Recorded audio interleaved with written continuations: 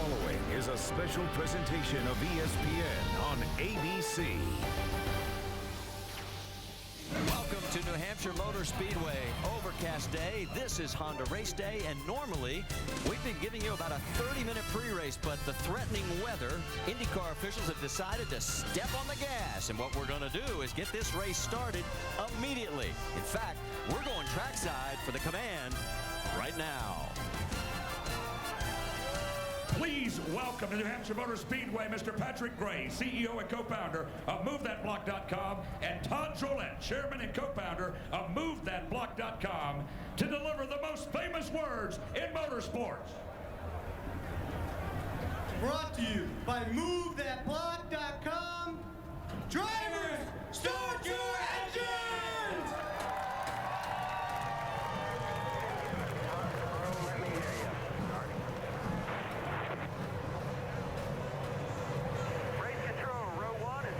Hear me all right on the timing? You guys hear me all right on the timing? All right, we hear the engines firing. Engines are fired on the 26 cars in the field. Pippa Man will not start today. More on that a little bit later. Across the top of the screen, the starting grid with Dario Franchitti in the pole position. In the Honda two-seater, it's Honda's fastest seat in sports sweepstakes, and it's back. Go to shophonda.com, sign up for your chance to start a race in the Izod IndyCar two-seater. And that one, it could be driven by Mario Andretti. Today, it's Al Unser Jr. and the guy who's lucky enough from Indiana, Steve Mino. There he is, as he's going to lead the field. He lives in New Palestine. He's going to get the ride of his life. Marty Raitt, Scott Goodyear with you topside as we get ready to go racing. Let's check in down on pit road. First up is Rick DeBrule.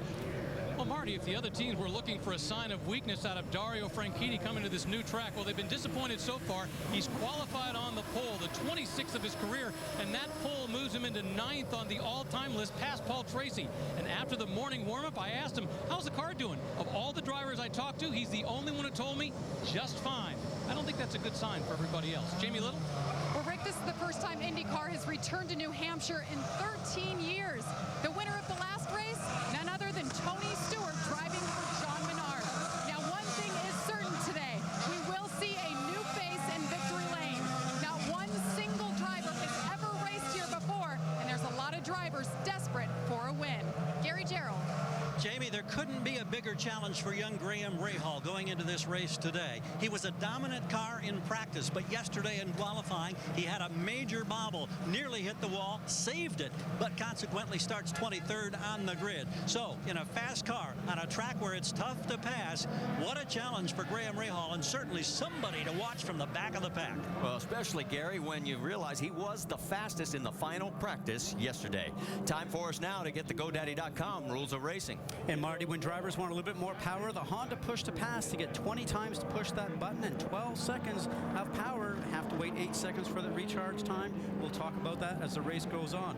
Progressive banking here, it's changed since the Indy cars were here last. It starts off flat, goes from 2 degrees all the way up to 7. And they say the seams, all the drivers are complaining about the seams there, really make the cars on edge. We'll talk about that as the race progresses also. Car handling so important here. It has to be solid underneath you, consistent all the way through the fuel run. Drivers are worried about that here today. And traffic, you have to anticipate traffic. You have to make sure you make the right choice, high side, low side, tight turns here. We'll watch that as the day goes on. And if this race does go green all the way through with no rain delays, we expect a 3-stop race. That may change, obviously, once we hear about the weather. Let's check in on our onboard cameras. We've got one with Diana Kirkpatrick. She's going to be starting in the 15th position.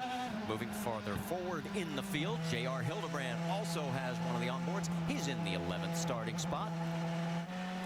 Charlie Kimball in the number 83. And notice the 3D graphics that they've put on his car. It's a pretty cool look. He's going to be starting 10th. Elio Castroneves from Team Penske starting in the number 9 slot. And his teammate also, Ryan Briscoe, has an onboard camera in the bright yellow number 6 Penske Motorsports machine. And our pole sitter, best view of the house, Dario Franchitti. And you notice he has selected driver's right. So he is going to be on the outside heading into turn number 1. Pace car lights are off, and they head into turn number 3. The progressive banking that Scott mentioned, the sharpest point is 7 degrees. Down on the bottom, it's so flat, the guys say they cannot run there.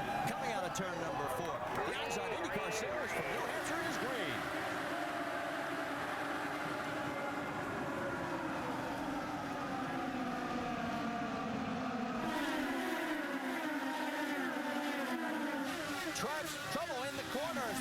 on turn number 2. The 27 of Mike Conway collects Graham Rahal. The one thing Graham was worried about strikes him in lap number 1. All comes down because he did not get that good qualifying lap yesterday. We talked about him being the fastest many times throughout the day. Was fastest in final practice before qualifying. One bobble in turns 3 and 4, and his qualifying put him back towards the back of the pack. You can see the frustration because he knew he had wheels underneath him today, Marty, that he could have won this event. Coming off a 24th run last week at Mid-Ohio, 25th at Edmonton, 13th at Toronto. Just not been the kind of season that Graham has wanted. Of course, there were those bright moments. 3rd back at the Indianapolis 500. Now, a lot of movement here very early on. You can see the car starting to go sideways there. We'll have to see who that is. Starting to go around. That's Mike Conway, the 27. And as he comes back off the track towards the infield, unfortunately, Graham was just in the wrong place at the wrong time. Remember, the very first lap, tires are cold. Temperatures are a little cooler here today than they have been the past couple of days.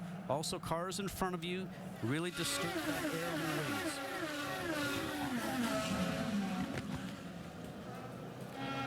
Here's Danica Patrick's view. Outside. Very busy ahead. See, he looks like he just goes to get on the power, Marty. And those cold tires that back into the car would not accept it, spun the tires, and away it goes. Right out from underneath them. And you saw for a moment there, Danica was completely blind, as many other drivers were. This could have been much worse, but it's bad enough for Mike Conway and Graham Rahal, as both of them are out of this race. We're going to go side by side. We're under our first caution here, as we've just knocked down just 2 of the 225 scheduled laps at New Hampshire Motor Speedway.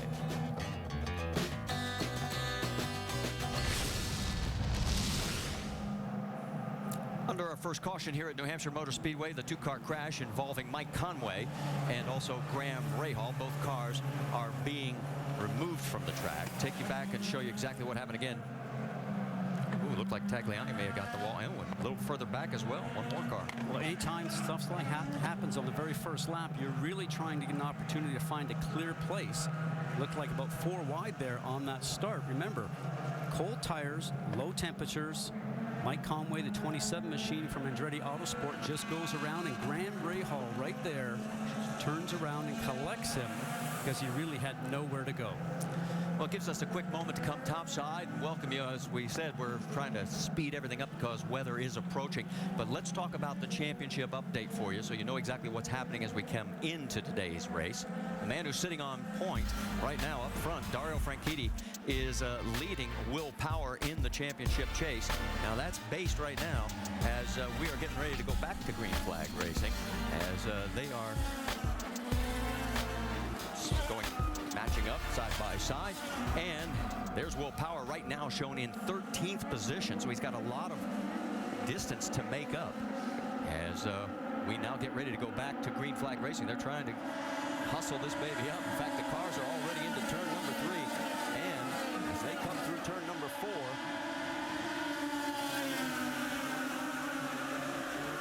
side by side, here they go, green flag in the air, we're back racing.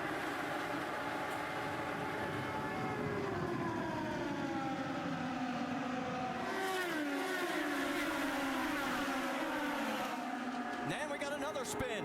Elio Castroneves, he is now into the very same area where Graham Rahal ended up, but he may be able to keep it running. Well, if he does, obviously has some damage on the rear of the car. Sounds like he may have just turned that off, Marty. Maybe he knows that the rear suspension probably is heavily damaged. Nope, I think we're okay. We didn't damage anything. You heard him say that he stalled it. I'm not so sure about that. If you knock the toe, which is the angle of the tires out on these cars whatsoever, they just won't handle very well. And when you make an impact like he did, he has to know he's going to have knocked something out. Let's go back and take another look, see what happened to Elio. Turn 2 has been treacherous so far. Well, there again, when you're trying to get on the gas coming off the bank, remember, it's got a little bit more banking in here now than it did previously. Charlie Kimball was very lucky there because he just got missed by the number 3 of Elio Castroneves, and you saw the right rear damage seems to have appeared from hitting the Armco barrier. All right. Let's ride along with Elio and watch this. All clear. So you hear him getting on the gas just a bit too soon. The tires are not up to temperature, Marty. Same scenario as Mike Conway. On board with J.R. Hildebrand.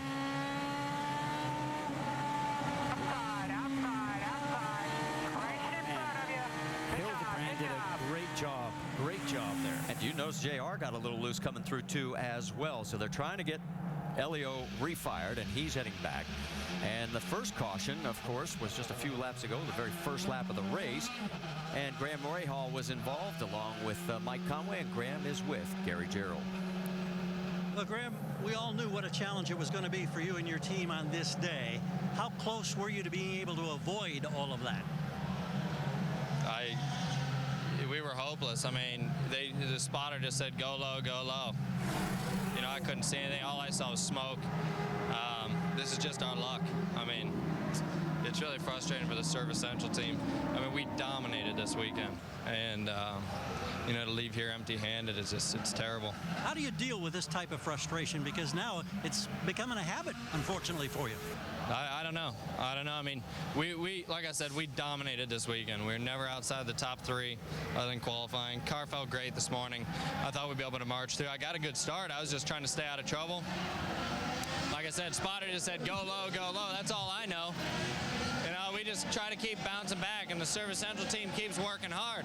But to continuously leave these races empty-handed, it's just a testament to how frustrating the season's been. We've been so strong, and yet we've left so many tracks like this.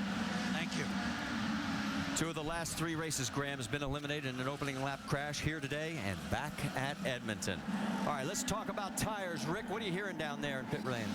Boy, what I've been hearing from a lot of teams are cold tires are a problem. Danica came on the radio a little while ago. She said there's no question. The temperature of the tires is the issue. They were just warning Ryan Hunter-Ray of the same thing. Don't try to push too hard until the tires come up to temperature. They think that's the problem right now. Well, you notice the 22 of Thomas Scheckter. He has taken over for the injured Justin Wilson. He is restarting in the 6th position. He's been one of the few that has been able to make it stick.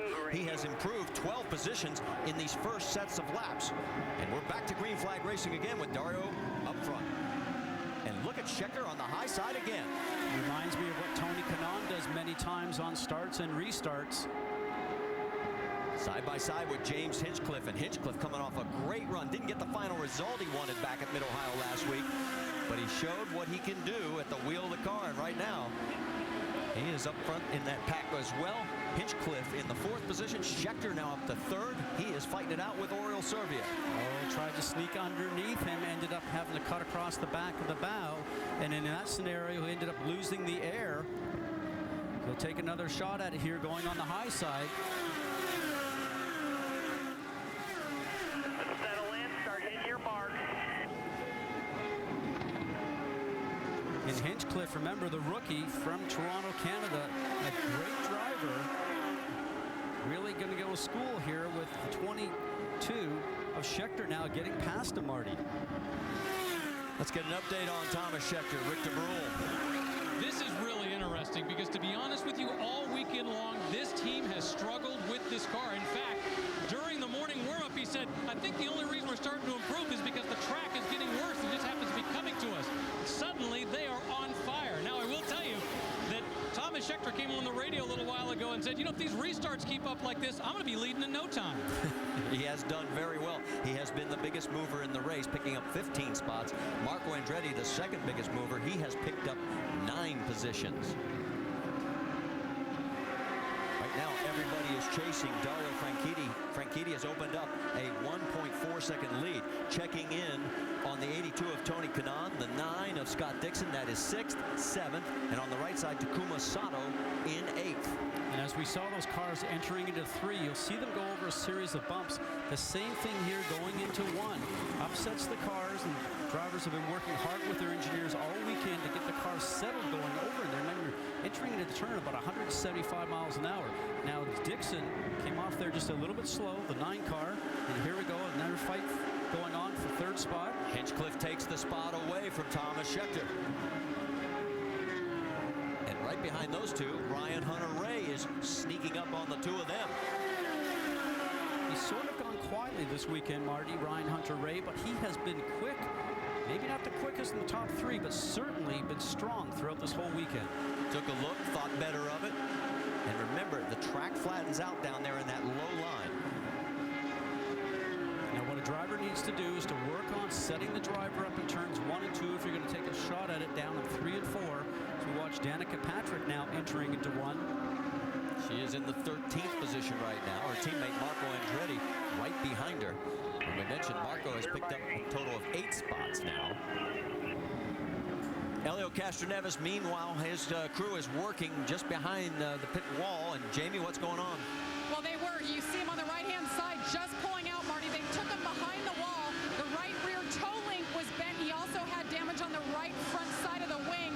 So they took the nose off, replaced that, and they fixed the toe link. It has been a nightmare day for Elio, who's making his 200th IndyCar start with Roger Penske. He's multiple laps down now. You see there in 24th, Marty. He is 12 laps down to be exact, and he is in a contract year, and it's not been the kind of results he's been looking for, Scott. And also back late April, he ended up finding out that he, although won the criminal case with his income tax evasion program back in the spring, or back last year, he now is currently undergoing a civil case, and I think that's put a lot of pressure on him. We've not seen the same Elio Castroneves this year as we have in past years, and learning about that late April, maybe that's why he didn't have a strong month of May. He has not had a real strong season so far this year. See the action going on right there with that new colors, the Snapple colors for the 26 of Marco Andretti. He is being hounded by the 83 of Charlie Kimball. That's further back. It's Dario Franchitti leading this race at New Hampshire.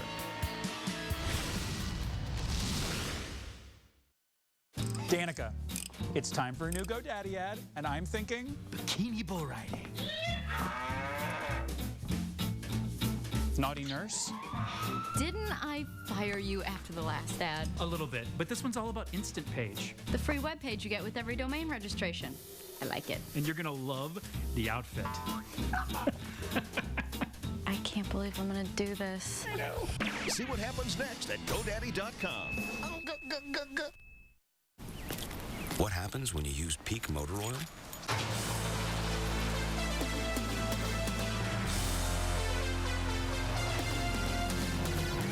You get premium performance and can save up to 10 gallons of gas every time you change your oil. So any car runs like a 10, even if it's more like a 6. You're not just changing oil, you're saving gas. Put Peak Motor Oil in, save on gas.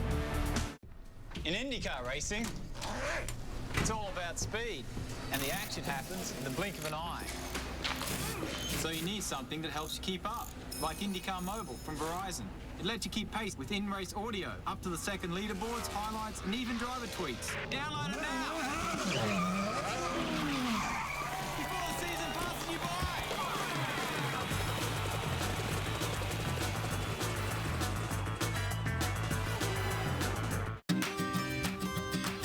This moment. Today I step onto the field, and now it's no longer a dream. The Little League World Series, August 9th through the 28th on ESPN, ESPN 3D, and ABC. Only one event gives you all access, all night. And this is just the beginning! Country music's biggest stars on stage and backstage. The CMA Music Festival, tonight, 8/7 Central on ABC.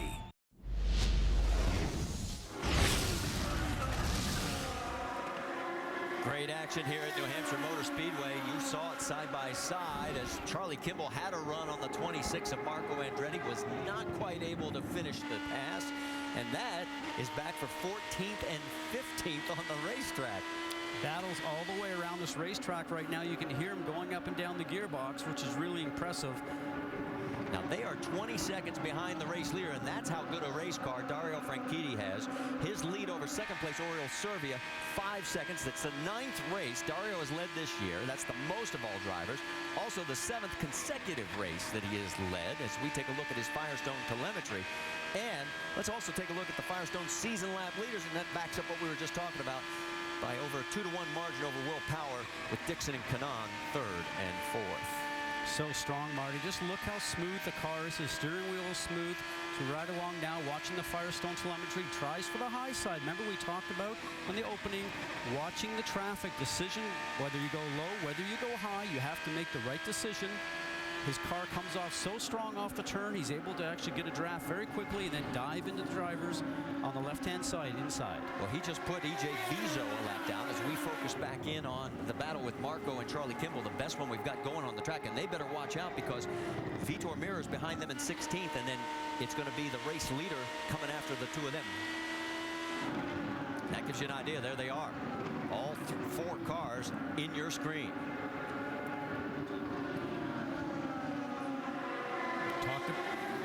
Check on the battle for 10th. Lap traffic playing a role in this. Danica Patrick going underneath Alex Lloyd. Lloyd in 21st, 1 lap down.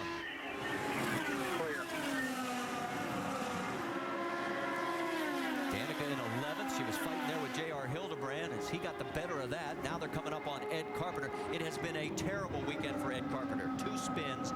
One of them collecting 2 other cars. No major damage, but it did collect Charlie Kimball and Danica Patrick yesterday. They've been struggling for grip. They were changing shock absorbers and springs in the back of the car the other day, just looking to make the back end of the car comfortable so he could get on the gas and carry the speed out of the turns. Does not look like they found the answer for this race. Danica Patrick right now in the 11th spot. Will Power is in 12th. That's right. The man who's second in the points coming into this race. Right now would be 97 points behind unless he can start moving forward. It was a 62-point gap when the day started. And there is Will Power. And when we talked to him a couple of days ago, he did not sound confident that he had a good race car. Negative. Danica from next one. Good deal. Tim Cindric speaking to Will Power, telling him, now watch here, Ryan Hunter-Reay underneath Earl Survey. Remember, you talked about the car is very difficult on the bottom side. The grip is a little higher sometimes up because the banking's a little higher, but he looks like he might be able to complete this. Drivers say that when you get on that low side, it makes the car want to slide up to the top lane. And Serbia manages to hold off the charging Ryan Hunter-Reay. Let's get more. Jamie Little. Oriol Serbia having a heck of a weekend so far. His best starting position all year started on the front row. Now, something this team opted to do in practice, he said it was taking so long for the tires to get warmed up and to get grip. They actually stuffed every set of tires. They have about 7 sets out here for the race. He and his teammate both did the same thing, guys, and it's been working. Second, third, and fourth on your screen as you finish up, Jamie, as these guys are coming into lap traffic. And they had cut the margin to Dario Franchitti because he had to fight his way through all this traffic to down to 2.1 seconds from 5, and now they've got to do it. And when Jamie was talking about drivers scuffing the tires, that's they just simply take the car out on the racetrack, do 2 or 3 laps to take the shininess off those tires, and then bring them in and get them ready for the race. Hopefully that allows you to get those tires up to temperature and grip maybe a lap or 2 sooner than you would when you first put them on if they were new. Battle has settled down, at least for the moment. You know, we should let you update on the push-to-pass situation, as Ryan Hunter-Reay has actually used the most so far. He has used 6. And we've ought to explain it one more time, as here comes Hinchcliffe right on his back. Well, Hinchcliffe's looking on the inside, and what you end up doing, if you want to try and get by somebody, you're having difficulties, you push the button on the steering wheel, and you get a surge of power going forward. Now remember, it just lasts 12 seconds, and hopefully it's enough to allow you to get by. It's like pushing a button on your game console at home, and drivers love it. You just push it, but it's like a credit card, or a debit card, I should say, really, Marty, because what ends up happening, if you use them all up at the beginning, you'll have nothing left at the end of the race. Let's check in again on our race leader, because there is Dario Franchitti as he is closing in on Alex Tagliani. Tagliani, if he goes a lap down, he's in 13th spot. That's how good a car the number 10 has underneath him right now. There's your top 5. We've knocked down 42 of 225.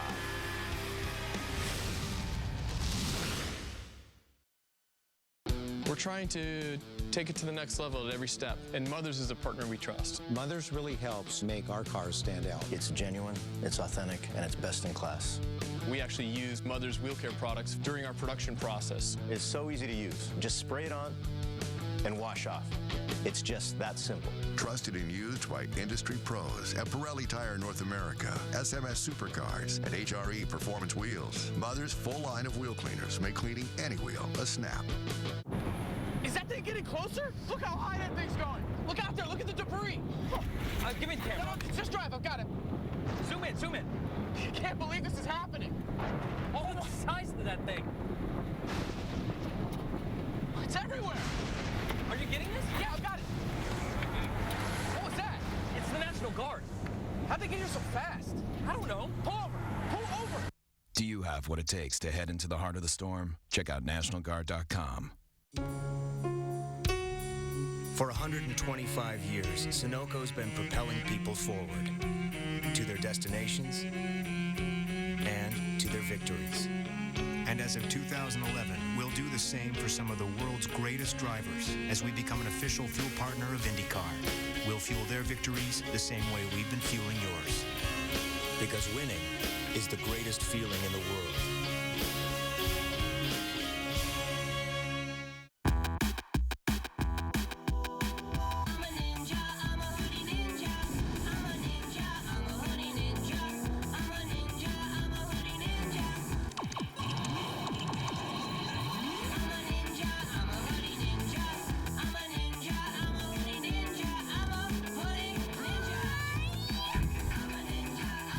Next generation 201 horsepower Civic Si.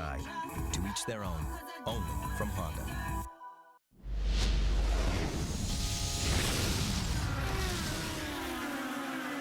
The great thing about side-by-side, you saw James Hinchcliffe get around Oriole Servia for second position.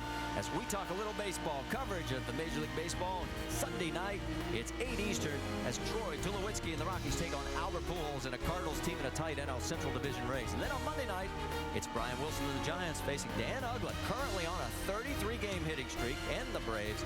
ESPN 2 at 7 Eastern. It's Major League Baseball on ESPN Sunday. ESPN 2, Monday night, both games available also online at ESPN3.com. As you ride on board with J.R. Hildebrand, let's check in on our race leader. Remember we told you it had gotten down to 2.1 seconds because Dario had to work his way through the traffic, and now the guys that were in second, third, fourth, well, guess what? The lead's back up to 9.2 seconds. And look who is the next victim to get lapsed by the race leader. That's the man in second place in the points, Will Power. And Will Power knows from listening on his radio, his team would have told him the leader is coming up behind you. Frankiti's coming up behind you. He's going to pedal as hard as he can to not go down a lap. That's his goal right now. He's hoping that maybe a yellow comes along soon. They can go in, make some changes on the race car. He can stay in the lead lap possibly. He's got to get something better underneath him to drive. It's not a fast race car right now. You saw Dario go around Simona Di Silvestro in the 78. She is now 2 laps down. As we check in a little bit farther back in the field, Ryan Briscoe going around Alex Tagliani. And there is Danica Patrick as Briscoe and Danica running 9th and 10th on the racetrack. Checking the push to pass, Thomas Schechter. He's running in 6th place right now. He's still the only driver in the top 10 that has not used a push to pass. And look out, side by side, that is oh so close. And finally, Ryan Hunter-Reay has to lift. Oh, he knew that the car was sliding up from the bottom. He understands that because he's driven down there himself. And Takuma Sato was on his way up there. They were going to collect each other. Sato takes over the 4th position, bumps Ryan Hunter-Reay back to 5th, almost literally. And then right behind, there you see Tom Schechter, Tony Kanaan, as they're battling also, as is they're side by side, fighting it out. Wheel to wheel, 175 miles an hour. That's the battle for 6th. And they've got the slower E.J. Viso, teammate, to the 82 in front. Here comes Scott Dixon as he is trying to get back into the mix. Now, this is all 17 seconds behind the race leader.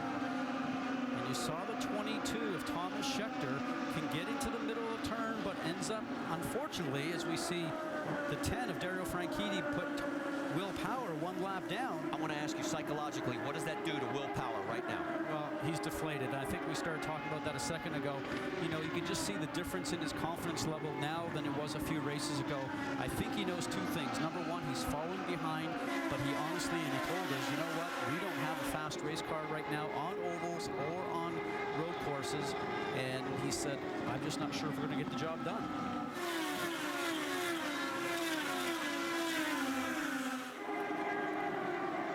Well, as most of you were watching the race over in Watkins Glen, it has been in a steady rain delay. If you're tuning in with us, we welcome you to our race as Dario Franchitti has led every lap so far as we're working lap 58 of 225.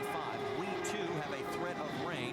In fact, you see just a few sprinkles on our lens, not enough though to slow down the racing, and it has been fast and furious as Franchitti's lead is 12 seconds over James Hinchcliffe, Oriole Servia third, Ryan Hunter-Reay, and Takuma Sato rounding out your top 5. That is Danica Patrick. She is in 7th position, trying to track down that bright yellow car of Ryan Briscoe, who is running in the 9th position. Pit stops are coming. We're going to step aside.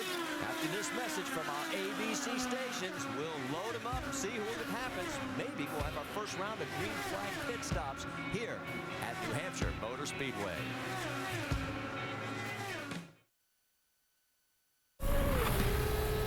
ESPN's coverage of the IZOD IndyCar Series at New Hampshire on ABC.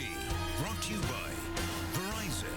Keep up with the sport you love with enhanced video quality through the speed and power of Verizon's 4G LTE network. IndyCar Mobile, only from Verizon. IZOD. Visit IZOD.com to find the latest in IZOD color and performance. And GoDaddy.com. Domains, websites, and everything in between. Back here at New Hampshire Motor Speedway, you're looking at our race leader. That is Dario Franchitti. He has a 6.6-second lead as now again he's finding himself fighting through traffic. And as we check in on the battle for 6th place, Tony Kanaan and Scott Dixon going after each other. Right behind them, you've got Ryan Briscoe and Danica Patrick. So all 4 for position.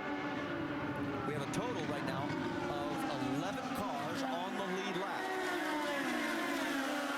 As the race progresses, it looks like Danica's car is starting to work better. They're trying to navigate free traffic past Simona Di Silvestro there. On board with Danica as Briscoe's going to go on the high side of Dixon. And he gets it. And Dixon knew that Danica was looking, so he starts to run just a bit of a lower line to take a run off going into turn 1.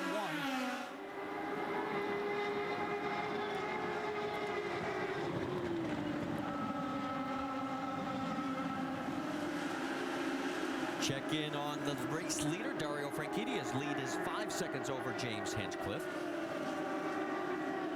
Feels like a little understeer through the middle of 3 and 4, but then a little bit loose on the whole thing.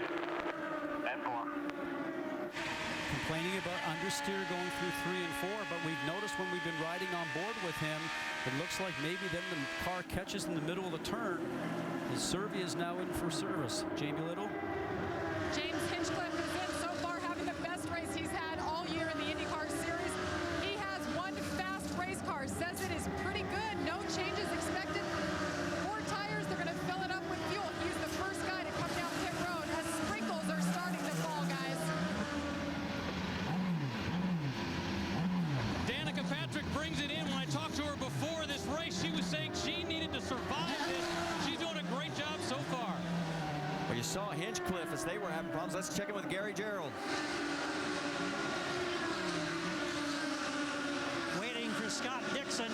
He has the luxury of the first pit box, but this car clearly hasn't been working the way it was in the warm-ups earlier today. They have not gone with scuffed tires. They're going with stickers. He'll have a 40-foot pit box to come into. Compare that to the 35-foot pit box at the last event at Mid-Ohio. Race leader is coming in. Dario Franchitti peels off here as we are working lap number 72. And he makes his way that long stretch. Each of these pit boxes 40 feet in length. Rick DeBrule, you've got it. Well, they were concerned a little bit. He says as the race goes along, it's actually getting a little loose. But overall, they're very happy with it. Early on, he was saying was finding a nice clean pit stop and get him away. 7.3 seconds, a good stop. Very strong. Probably some tire pressure adjustments done on that car for him as we see Dixon starting to come in now. As we started to say, the 10 car started to get loose in the middle of the turn. And he's coming to Gary Gerald. Focus on flare. Routine service for Scott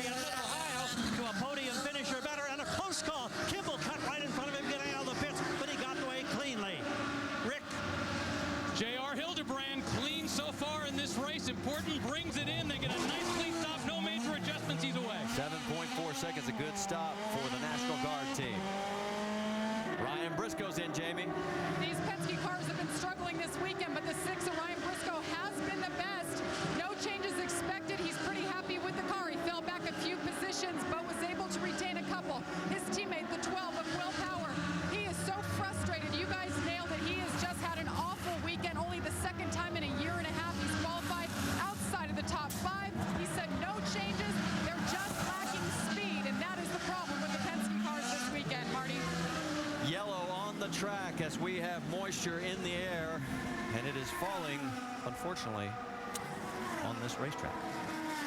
So we are going to slow things down after a quick round of pit stops. Dario Franchitti is shown as your race leader.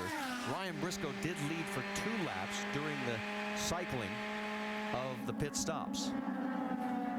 Now for Franchitti, he's had a fastest race lap of 163 miles an hour, but he was down to about 157, 158 at the end of that run. And we talked about having consistent car all the way through your fuel load. They probably made some tire pressure changes during that last pit stop to hopefully give him something that will last throughout the complete fuel run with consistency. So all top 15 cars have made their pit stop here, and so we'll cycle through and get everybody reorganized as we'll go side by side. And if you're wondering, official race is lap 113. We're working lap 77, and we've got some moisture in the air. Back here at New Hampshire Motor Speedway, our third caution, this one for a light rain, as track officials want to make sure that everything is safe out there. Dario Franchitti is your race leader. Over to Takuma Sato, Oriol Servia, Ryan Hunter-Reay, and James Hinchcliffe. Let's check the calendar while we've got a chance, because the NASCAR Nationwide Series will go across the border just 4 hours by car from here in New Hampshire to Montreal, Saturday at 2 o'clock Eastern on ESPN. And the NASCAR Sprint Cup Series will be at the Pure Michigan 400 next Sunday, noon Eastern, that too on ESPN.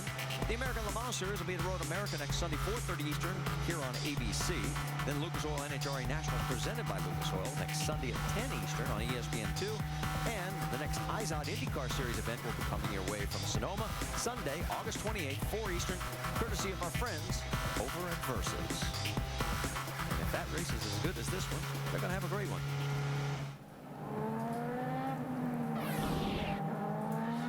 There you saw Dario Franchitti. There's Takuma Sato. This team has really made a turnaround this year. How about it, Rick DeBrule?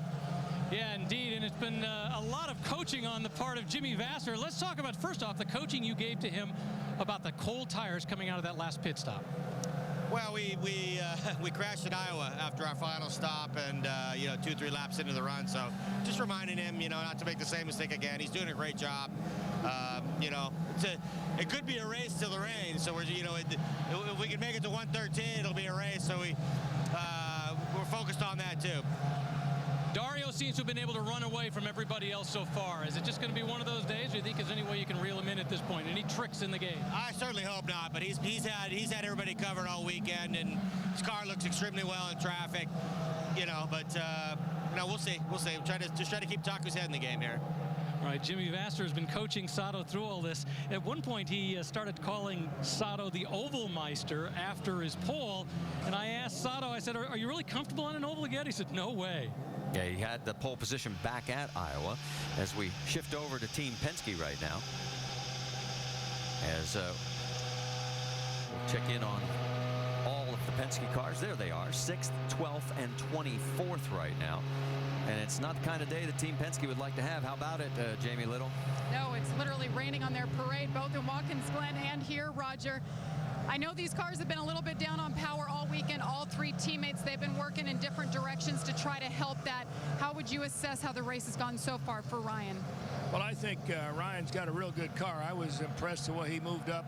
We took our time at the beginning, but we're running competitive lap times. It looked like Dario's in a class of his own, but, we passed Dixon there on the racetrack. So we feel good. It's a long way to go. Hopefully we can get this race in. Also the one in Watkins Glen. I know the guys there are excited to run, but Mother Nature has its way, doesn't it? Absolutely. And, of course, you're up here. You call the race for Ryan Briscoe here. You guys just made an air pressure adjustment in the right rear. How much do you expect that to impact you once we get going green here? Well, it was real good. He said through 1 and 2, and a little bit of understeer coming off of 4, so we changed the right front. But we should be good. Unfortunately, I think Mother Nature's having a little pressure on us right now, but we'll wait and see.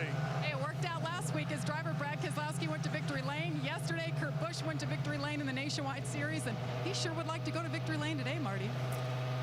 Roger's been there a few times in his career, that's for sure, as we are under this caution, our third one. And New Hampshire Motor Speedway, take a little history here. I don't know if most of you know this, but Jerry Gappens is the Executive Vice President and General Manager here. And look at the guy on the left side talking to Bobby Rahal, because Jerry, in an earlier life, used to work for us, actually as a pit reporter. And he's now got the responsibility of running this facility. There he is. Let's talk to him, Gary. That was only 23 years ago. Jerry, general manager of this race plant, and I know weather has just been a thorn in your side and the concerns here, but give us an evaluation of how this event has gone in welcoming the IndyCars back to this facility. Well, first of all, that's a disclaimer. That was many years ago and many pounds ago, so I wish I had that look again. But, you know, I grew up in Indiana. My mom and dad took me to my first Indy 500 when I was 8 years old, back in '69 when Mario won the race, and I've been hooked. I thought that was larger than life, and so to be able, I always wanted to be a driver. I drove sprint cars and stuff in the Midwest, and I thought I could make it to Indy. But I didn't do that. I chose this as a career, and it's going well. And then to have a race where we've got the IndyCar series here at a track that we're promoting, it really feels good about it. And we're reintroducing a new product here in New England, and I think the fan response has been pretty good.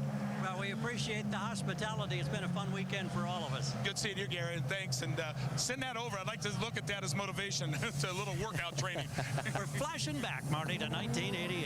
Yeah, 7 races here at Loudon, and all of them back in the 90s, from 92 through 98. Bobby Rahal, Nigel Mansell, Alonso Jr., Andre Ribeiro, Scott Sharp, Robbie Buell, and Tony Stewart were the winners of those events.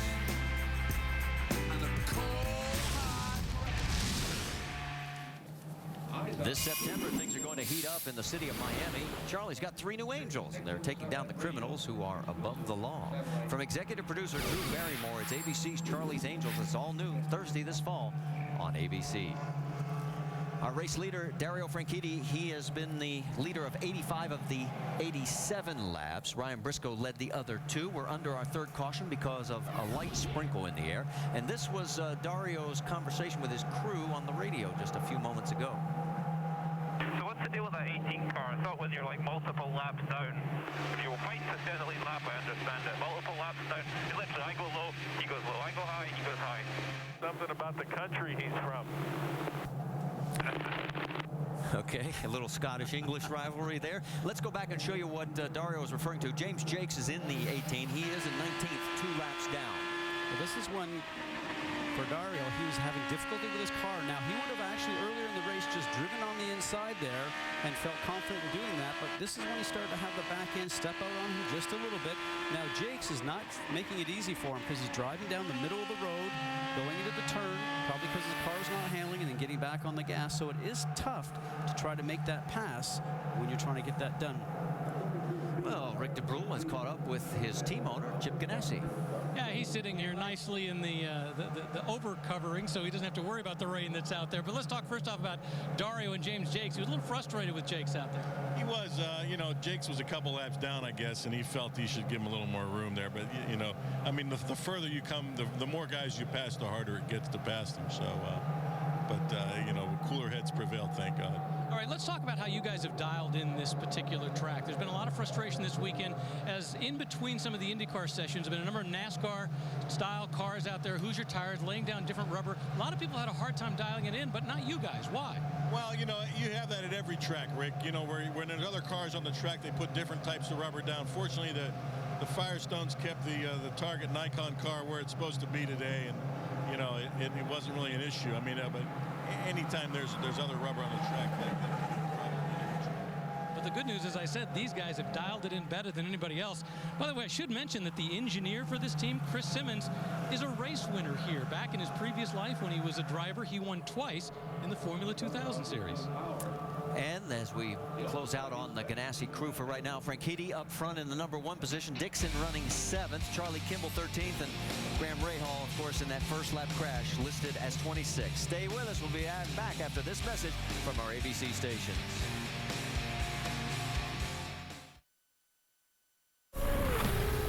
ESPN's coverage of the IZOD IndyCar Series at New Hampshire on ABC. Brought to you by Honda, the engine supplier for the IZOD IndyCar Series. IZOD. Visit IZOD.com to find the latest in IZOD color and performance. And Firestone, the first name in Indy racing. And we continue continue under this third caution here as they're trying to keep the track dry. It's a very, very light drizzle. And IndyCar officials are trying to keep it dry so that when it does stop, and it does look, based on the radar, that we might be able to go back to green flag racing. There's A.J. Foyt. Of course, he won here as a car owner years ago, back in the 90s. So did Roger Penske. And we already mentioned Robbie Buell was actually driven here and ran. In fact, why don't we just show you a little history of the 7 years here at New Hampshire. Bobby Rahal takes a look at the twin checkered flags and is the winner, the very first winner ever here in New England. So Nigel Mansell celebrates his 40th birthday with a win at New Hampshire. Alonso Jr. picking up the lead in the last 5 laps has taken the win at New Hampshire. Ribeiro now running at a record pace. Checkered flag for Andre Ribeiro. Look at that! Fuel comes right up on him as Cheever slows. Fuel takes the win. Tony Stewart. Good job, buddy. Good wins job. the 200. You see Tony's pretty excited about this victory.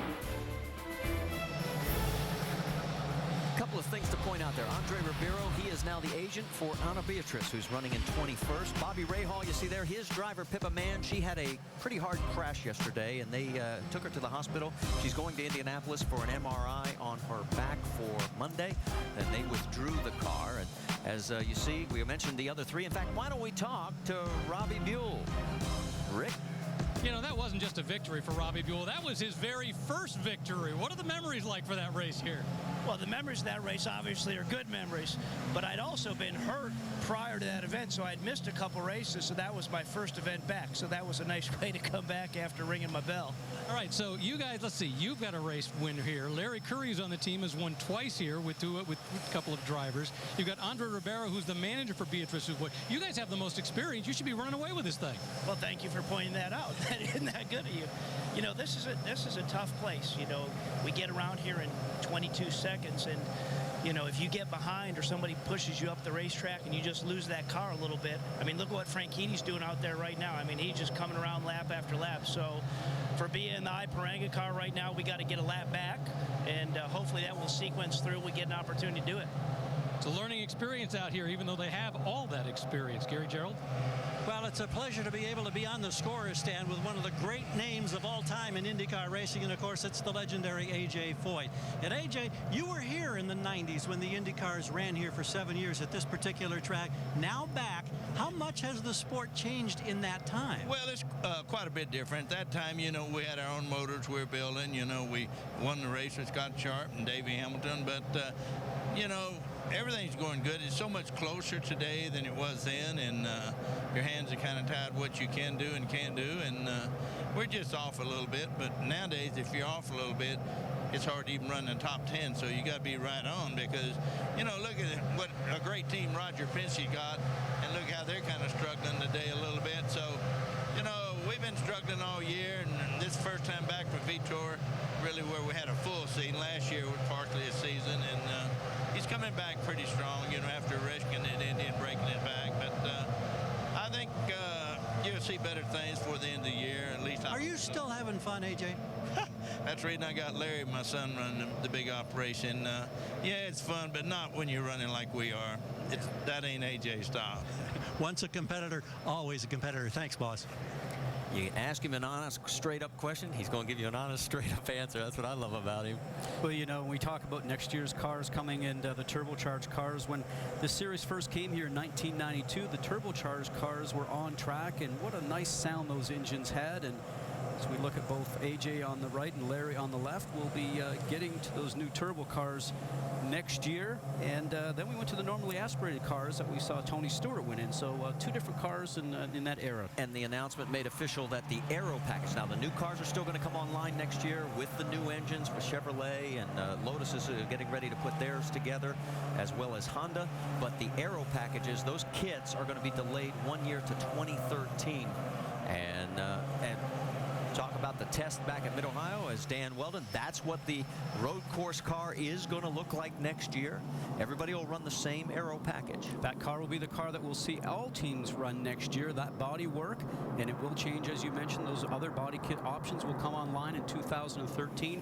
That car that Dan drove had a Honda power plant installed because that was the first one that was ready. Chevrolet's coming online in about 6 or 8 weeks, and then the Lotus engine. And Dan said he thought the car was really, really nice, and he loved the new brakes on the car, so it should be interesting to see how those new ones work next year. And we're hearing that the track is drying here, so we may be going back to green flag racing soon. And stay with us because we've knocked down a total of 99 laps scheduled for 225 here at New Hampshire Motor Speedway.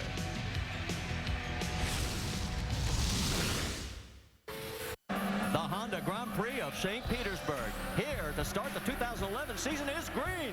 It is all about Dario Franchitti. Is this a sign of things to come? The Honda Indy Grand Prix of Alabama is underway. Will Power, you couldn't ask for any better. Will Power goes to victory lane. We are green at the Toyota Grand Prix of Long Beach. Conway takes the lead. England's Mike Conway will celebrate in victory lane. Here we go from Brazil. Will Power showing the way once again. You simply cannot beat power. Will Power wins. You are looking live at the world's most venerated racing venue. Dan Weldon is going to win the race. We're underway at Texas Motor Speedway. Franchitti wins the first of the Firestone wins. Green is out. Here we go. Will Power, he was the man here in race number 2. And the Milwaukee 225 is green. There is your race leader, Dario Franchitti. Dario Franchitti wins again. The Iowa Corn Indy 250 is green. Great move. Wow, he surprised him. Marco Andretti ends the 5-year drought. Honda Indy Toronto gets the green flag. Not as crazy an IndyCar race as I've seen. And Dario Franchitti is the winner. City Center Airport in Edmonton, Alberta. Power is just so good at street and road courses. Will Power, the Aussie, will win for the 4th time this season. At Mid-Ohio, the crowd is ready. Scott Dixon kind of shoved him out of the way. Wow, a dominating performance. Scott Dixon, your winner here at Mid-Ohio. And that gets you caught up on the season so far, as there's our race leader here. So we've run 29 laps in this current caution, and we are getting ready to go back to green flag racing. The last winner, of course, Scott Dixon. Here was his conversation with Mike Hull. You know, Scott, we've always been pretty good in the wet. Maybe we should just ask for him to go green here. At least it'd be racing, not just cruising around behind a pace car. Copy that. As you can tell, Scott, like every other driver out there, let's get this baby back on, and it looks like we're going to get it here pretty soon. How about it, Gary Gerald? Like Hull, we always appreciate his rather dry sense of humor. I asked him, how do you keep tabs on weather situations like that? And he said, well, we have a high-dollar subscription weather service that creates a lot of paranoia. Well, that's the area that we're in, and you can see there is still more rain in the area, but hopefully we're going to get that, what we like to call the vortex going, with race cars pushing it away with high speeds. Looked like there was an opening just where we were, just up in the Concord area, so let's hope we get this going. And we want to welcome everybody who tuned in from ESPN. Coverage of the NASCAR event at Watkins Glen postponed because of the rain. That's over there until 10 a.m. tomorrow, and you'll see that on ESPN. As there is Dario Franchitti. We'll reset it for you with Takuma Sato in 2nd, Oriol Servia 3rd, Ryan Hunter-Reay 4th, James Hinchcliffe 5th, 6th is Ryan Briscoe, Scott Dixon is 7th, J.R. Hildebrand is 8th, Danica Patrick 9th, Tony Kanaan 10th, and Thomas Schechter 11th, and Will Power, the last car on the lead lap, in 12th position. And Power stopped just a couple of laps ago to top off. Well, he's sort of thinking, as they always do at Penske, about if the rain comes, maybe they can stay a little longer than everybody else, if it ends up being a washout. But you've seen the drivers weaving back and forth to keep some heat in the tires. You just saw them a moment ago start to accelerate and spin those rear tires. That's to get those a little bit more heat, even so the back end will not come around going into turn 1 on the restart. All right, pace car lights are out. We are getting ready to go back to green flag racing, and then as we do, we'll come through turns 3 and 4, and we'll tell you that this green flag restart will head into the IZOD speed zone. Enjoy the lap.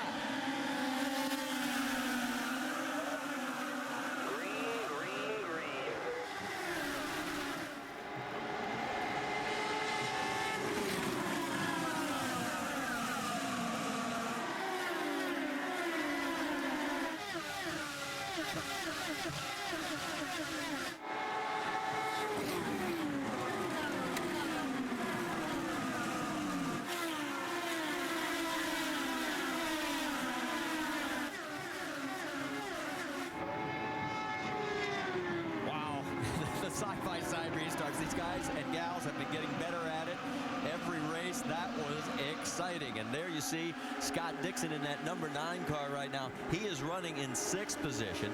Right ahead of him is James Hinchcliffe, and right behind him is Ryan Briscoe and J.R. Hildebrand. That Acorn number 18 is James Jakes. He is lap traffic, and there goes the 9 underneath Hinchcliffe.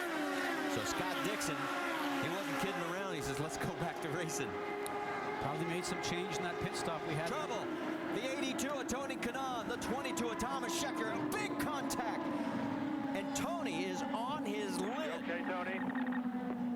Yeah. He is okay. We also have a car up into the wall in turn number 4. Get a number for you on that as soon as we can. I believe it's the 26. It is. So there is Marco Andretti with heavy damage on his right front suspension. So we just go back to green flag racing, and our 4th caution is the worst of the bunch. The Hum Ultra safety crew trying to get the car up high enough that Tony can get out. You heard him say he is okay.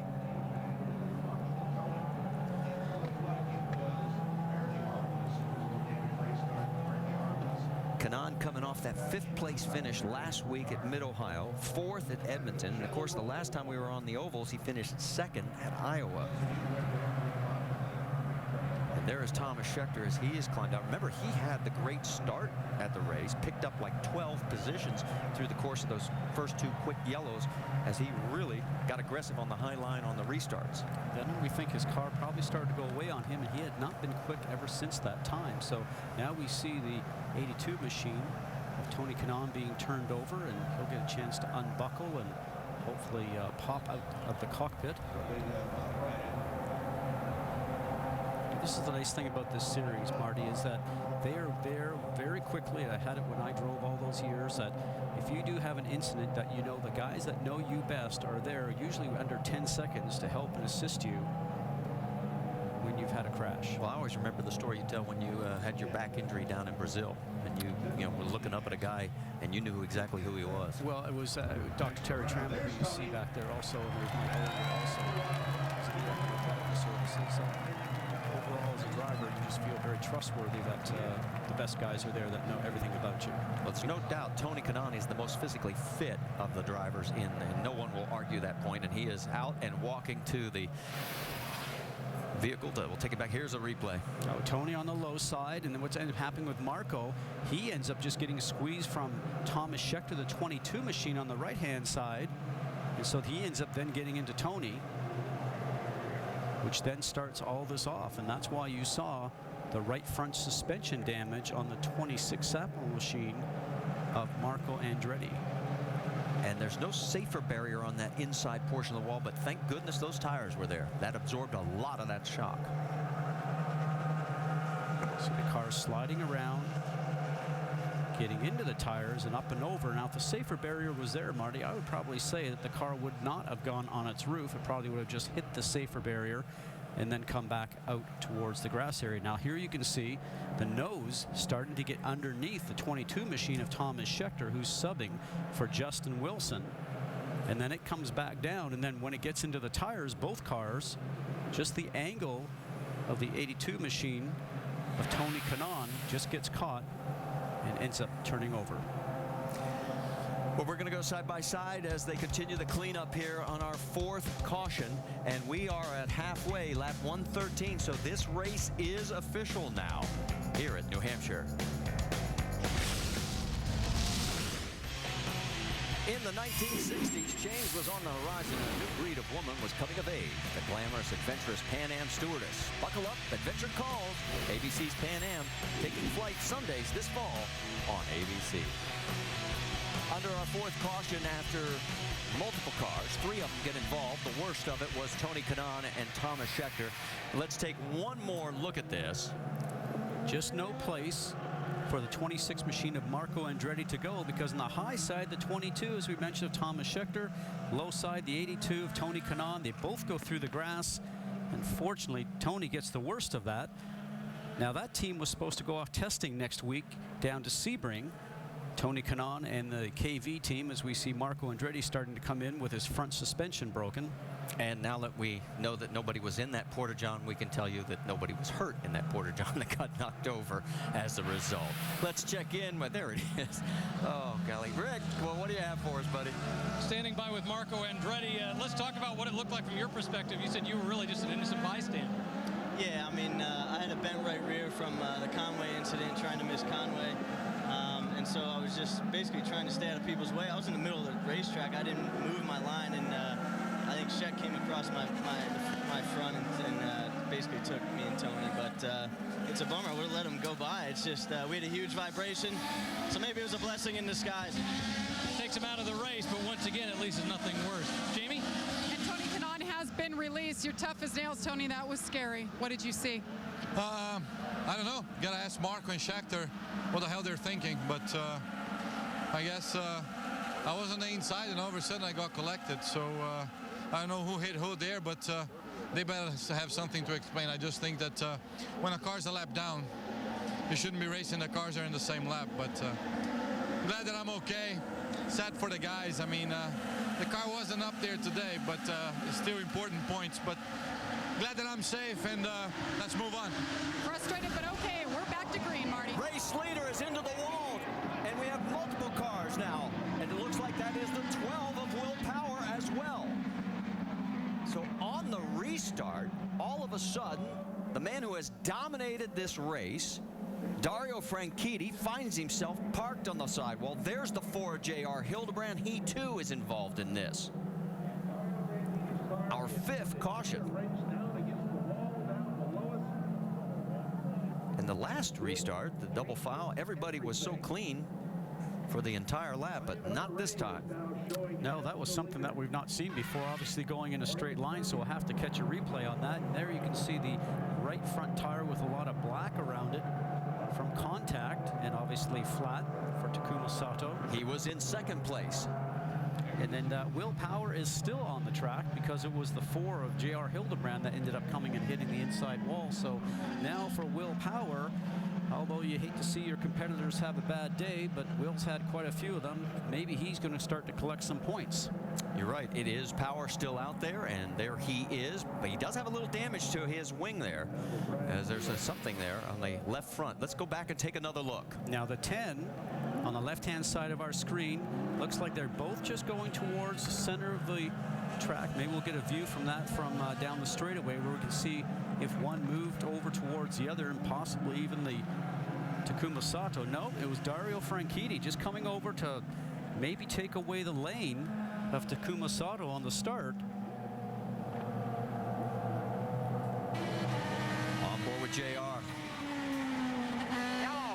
Slow down. Oh, yeah, and he did everything right, with the exception of getting hit from the right-hand side.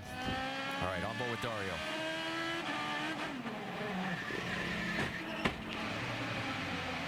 It has been 43 consecutive races where Dario Franchitti has been running at the finish, and it looks like he may have that streak broken today.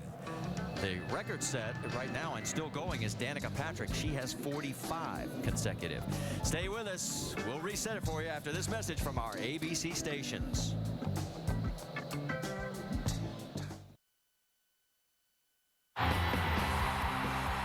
Where winners are celebrated champions are crowned, and legends are born.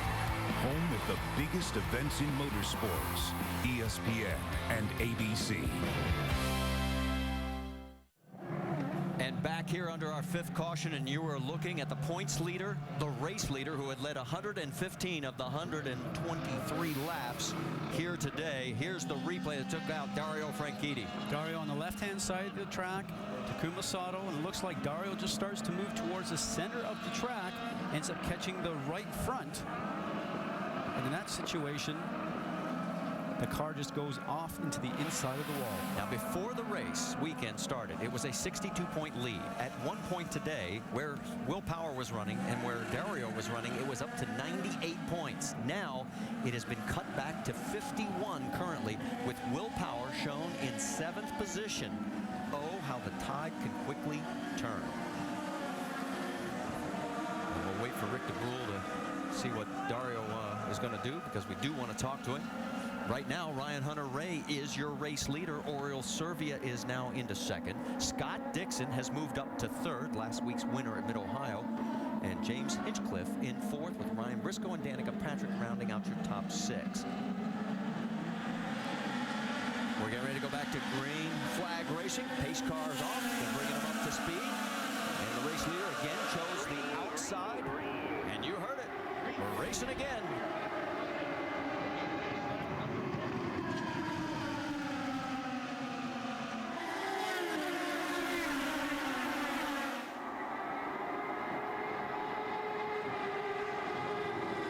Was Will Power on the high side taking a big risk, but he sees an opportunity and he wants to jump on it. Well, he has to. He knows here's an opportunity for him to make up a lot of points, so he's now going to be much more aggressive on the inside of Charlie Kimball, who is down a lap or 2. Kimball is 1 lap down in 9th position. There are 8 cars shown on the lead lap. We can't tell you Takuma Sato did get back out. He is running in that last 8th position on the lead lap. On board with Danica Patrick. She's running 6th. Trying to get on the throttle, waiting for the car to give her some confidence, some grip. She's going to take a look on the inside now. So you mentioned Charlie Kimball is down 1 lap. He's done just a great job here in the last few races, qualifying very strong, running very strong, really gaining a lot of experience. Danica gets the move completed. Ryan Briscoe will be the next to try and get around Charlie. There you see him in the bright yellow and white Penske number 6.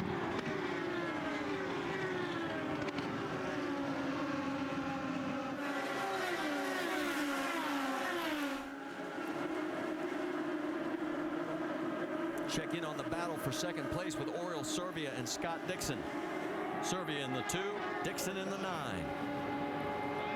And although Dixon has not had a fast car over the run that he gets from start to finish on a fuel load, he does seem to be improving the car, and he's one of only 3 drivers that have had a lap at 163 miles an hour, the other one being his teammate Dario Franchitti, who's out of the race, and also James Hinchcliffe has also been up in that speed range of 163. Well, Servia's best finish back at Milwaukee this year. Guess what? Another mile. He finished 3rd there. Rick has caught up with a very disappointed Dario Franchitti. Disappointed and frustrated Dario. What happened? I don't know. Takuma looks like he came up into my right rear in the middle of this straight. I don't know what the deal is. I don't know why. I mean, you had not had a problem all weekend. You had not put a wheel wrong all weekend. And I still don't believe I put a wheel wrong. I mean, you know, I don't know why he's sitting so close coming up to the restart. I don't know. I mean, I get the jump here, and we're coming along, and he comes up. Look. I don't know what he's trying to do. It's not the first time, and it's probably not going to be the last time with him, but you know, it's when you have a car that's that fast, it's pretty devastating. Dario Franchitti rarely at a loss for words, and frankly, watching that and feeling the frustration, he just wasn't sure what to say. Well, Rick, I think when he gets back home and watches those races, as I know he does, because he's really a student of racing, you'll look at a seam that's in the racetrack, and I think you'll see his car start to go up towards the seam, which ends up being towards Takuma Sato. So I think when he goes back home, he'll look at that and probably change his opinion on that one. There's your top three right now as the racing continues with Ryan Hunter-Reay leading Oriole Serbia by half a second and Scott Dixon in third, and Will Power has now moved into the fourth position. He is 1.8 seconds behind this group. And there he is. It gives you an idea just how far back. Well, and his car is starting to work for him, because I was just mentioning about drivers that have been able to run at 163 miles an hour plus, and he just turned in a mile an hour, 164, as did Oriole Serbia and Scott Dixon. So the track seems like it's getting a little faster, and those top three right now seem to be able to distance themselves from Will Power and James Hinchcliffe. There you see Ryan Hunter-Reay, only the second race that he has led this year. He also led back at Long Beach. Only the 10th race he's led in his IndyCar career. His best finishes this year, third back at Mid-Ohio last week, and then a couple of weeks ago at Toronto, a third-place run there as well. A very dejected Dario Franchitti. He knows that the points lead is narrowed. It's down to 45, and if Will Power can go on to win this race, well, the championship is big, and it's on.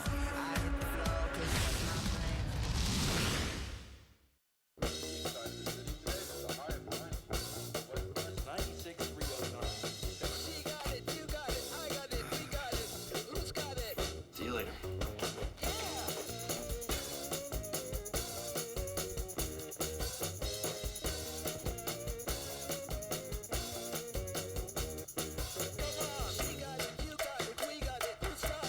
We're all different. That's why there are 5 new Civics. The next generation Civic, only from Honda.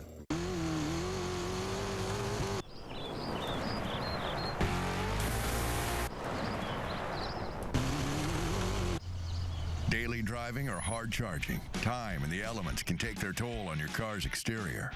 Mother's Back to Black line of products will restore the original look to trim with any color and keep tires looking blacker longer. Easy to apply and long-lasting. Let the legendary protection of Mother show you how to get back to black. I've dreamt of this moment. Today I step onto the field, and now it's no longer a dream. The Little League World Series, August 9th through the 28th on ESPN, ESPN 3D, and ABC. ABC's Take the Money and Run is being called gripping and full of cat and mouse thrills. We're going to lead them on a wild goose chase. ABC Tuesday, these sisters will hide $100,000, but these detectives want it for themselves. You cannot take the money and run, baby. And they want it badly. I don't want to see that arrogant face celebrate. Who will win the cash? If somebody walked by there, they would not see anything.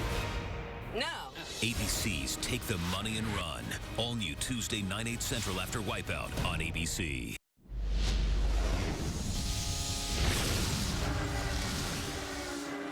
You saw it on side by side with Alex Tagliani coming into pit lane, and all of a sudden the back end of the car was on fire. He's okay. The car, we can't say as much.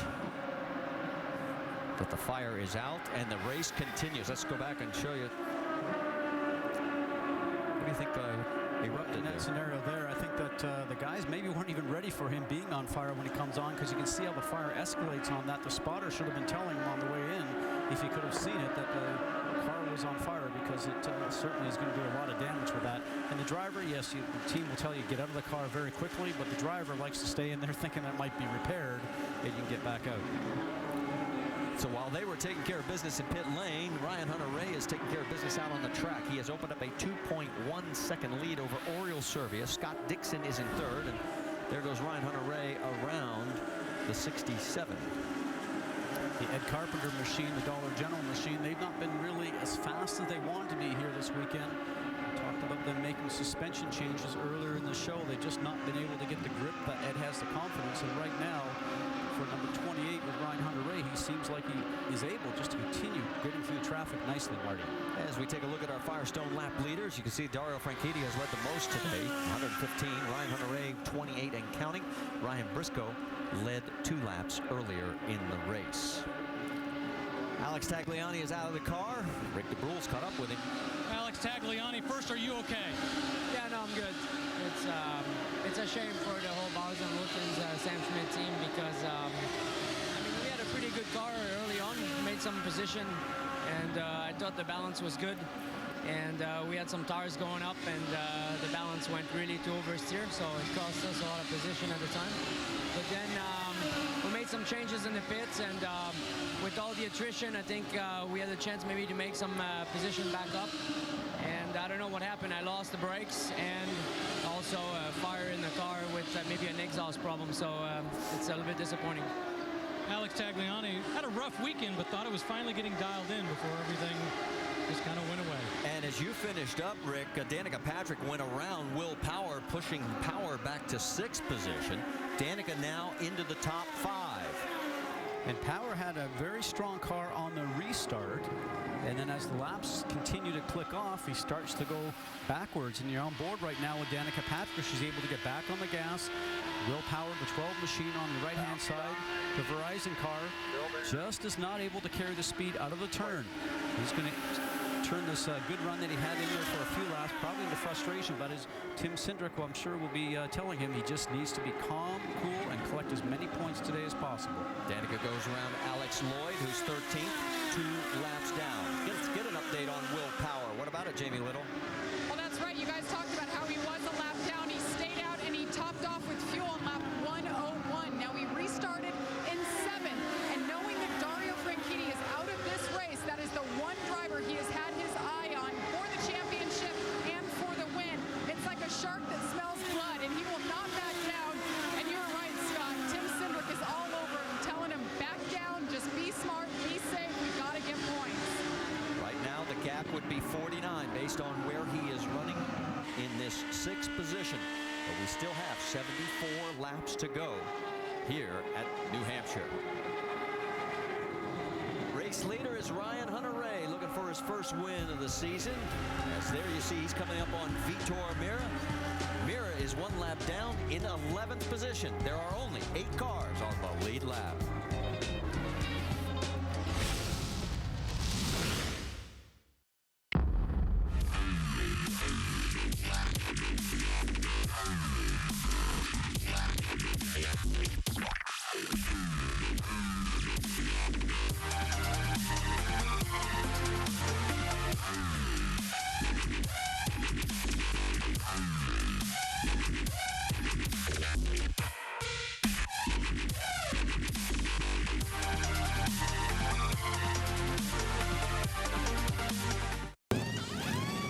What does it take to be a top-rated pit crew?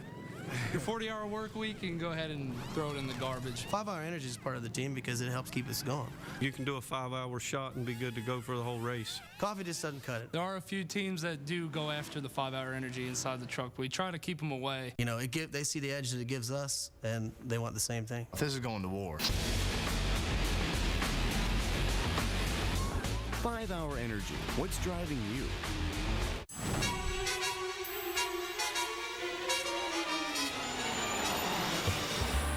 Come fly with me, let's fly away. Come fly with me, let's fly. Better buckle up. Adventure calls. ABC's Pan Am, taking off Sundays this fall on ABC.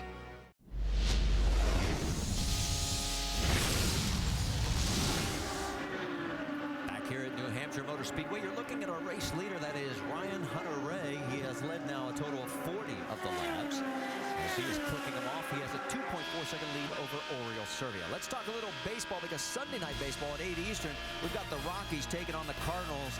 And then on Monday night baseball, Brian Wilson and the Giants face Dan Uggla. He's currently on a 33-game hitting streak. And the Braves, that's on ESPN2 at 7 Eastern.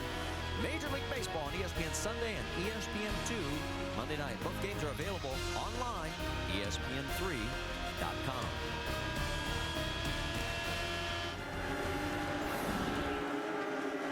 Well, as you can see, Ryan Hunter-Reay is just continuing to click off the laps now. Let's get an update on his situation.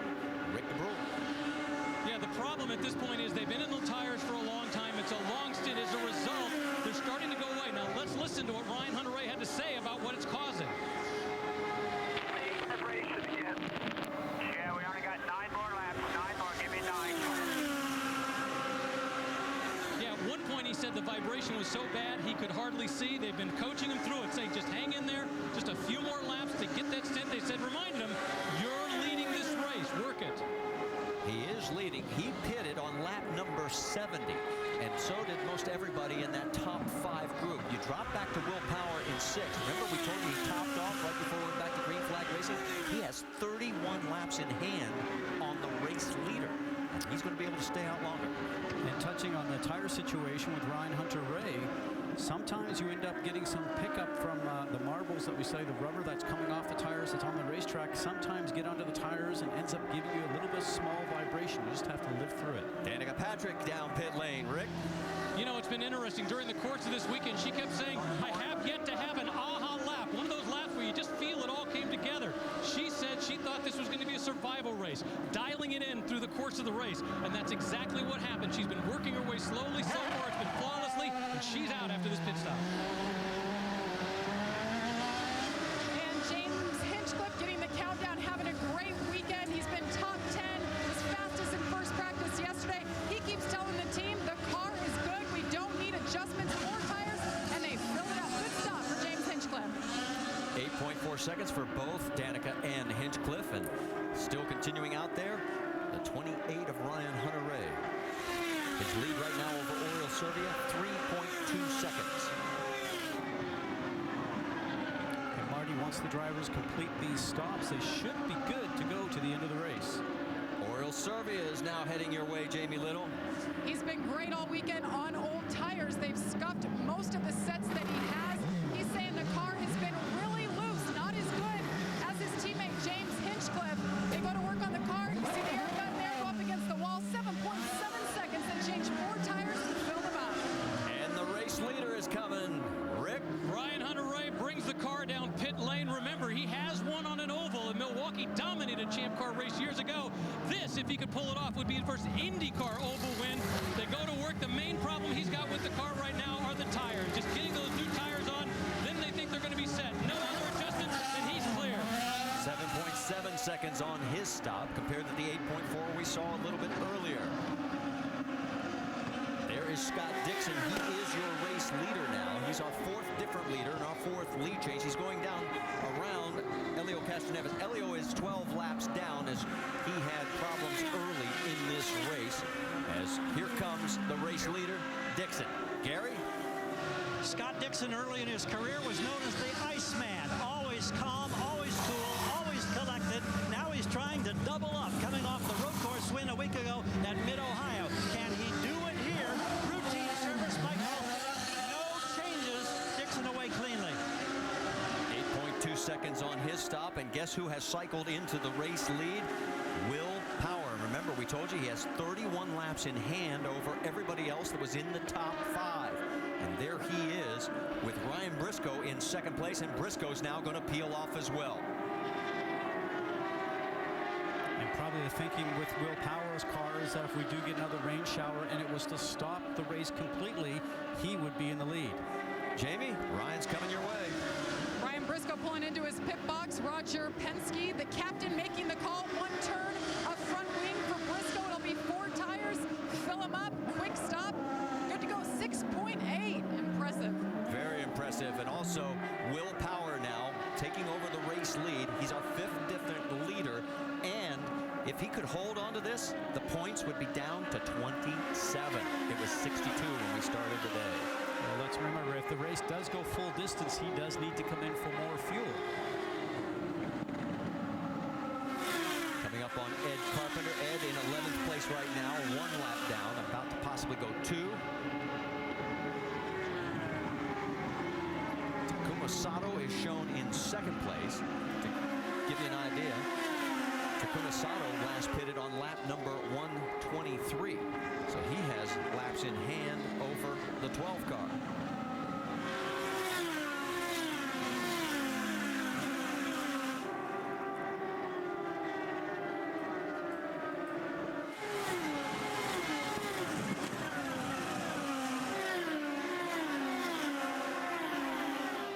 Staying out, as we mentioned. Jamie, what are you hearing from their camp?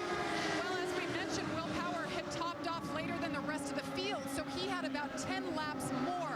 We've seen, obviously, all of the other cars for the majority already pit, so watch for Will Power to pit in 3 to 6 laps. So you watch Tim Cindric there on the right making the calls. It's got to feel good to be up there leading after the weekend Will Power's had. Well, he's only got 5 push-to-pass boosts left on his car.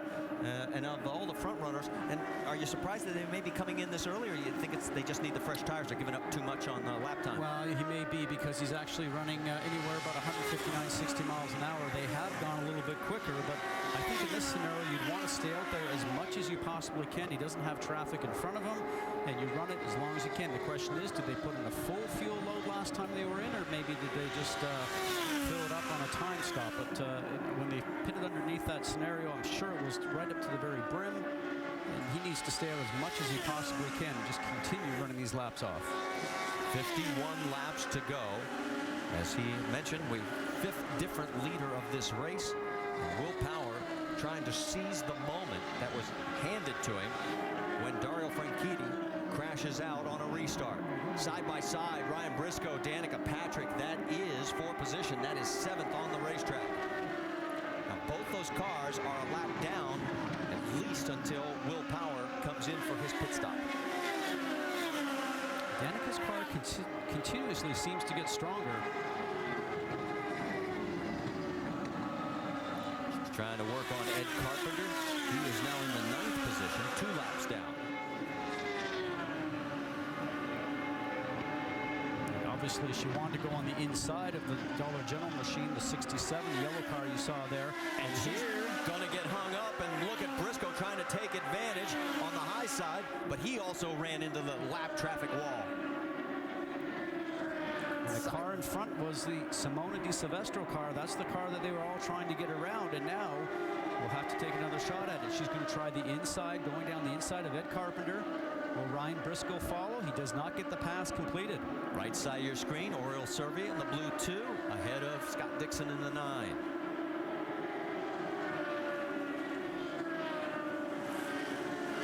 Let's go back up front, check in on Will Power. He has now got a 4.7-second lead over Takuma Sato, but he has only 5 push to pass left. And Jamie, what are you hearing? Well, Marty, I'll tell you what, the raindrops are falling. They tried to stay out as long as they could, but they pushed it to the end. The team is lined up. You see Will Power drop down onto pit road. He's got to slow it down. 60 miles per hour is the pit road speed limit. He got those points for leading laps there. Had to be tough to give that up. Of course, like I said, you see Jimmy Vasser watching, but Will Power in his pit box, 4 tires. They don't have to fill it all the way up to go the distance. 6.6 seconds for Will Power. He's down and away. So he gets his Sunoco fuel. He's back out. And Takuma Sato, remember, he was involved in the incident with Dario Franchitti. He is now your race leader, as he has got a 3.1-second lead over Ryan Hunter-Reay with just 45 laps remaining here at New Hampshire Motor Speedway. So this is getting interesting as we head down the home stretch. Stay with us. We'll be back after this message from our ABC stations.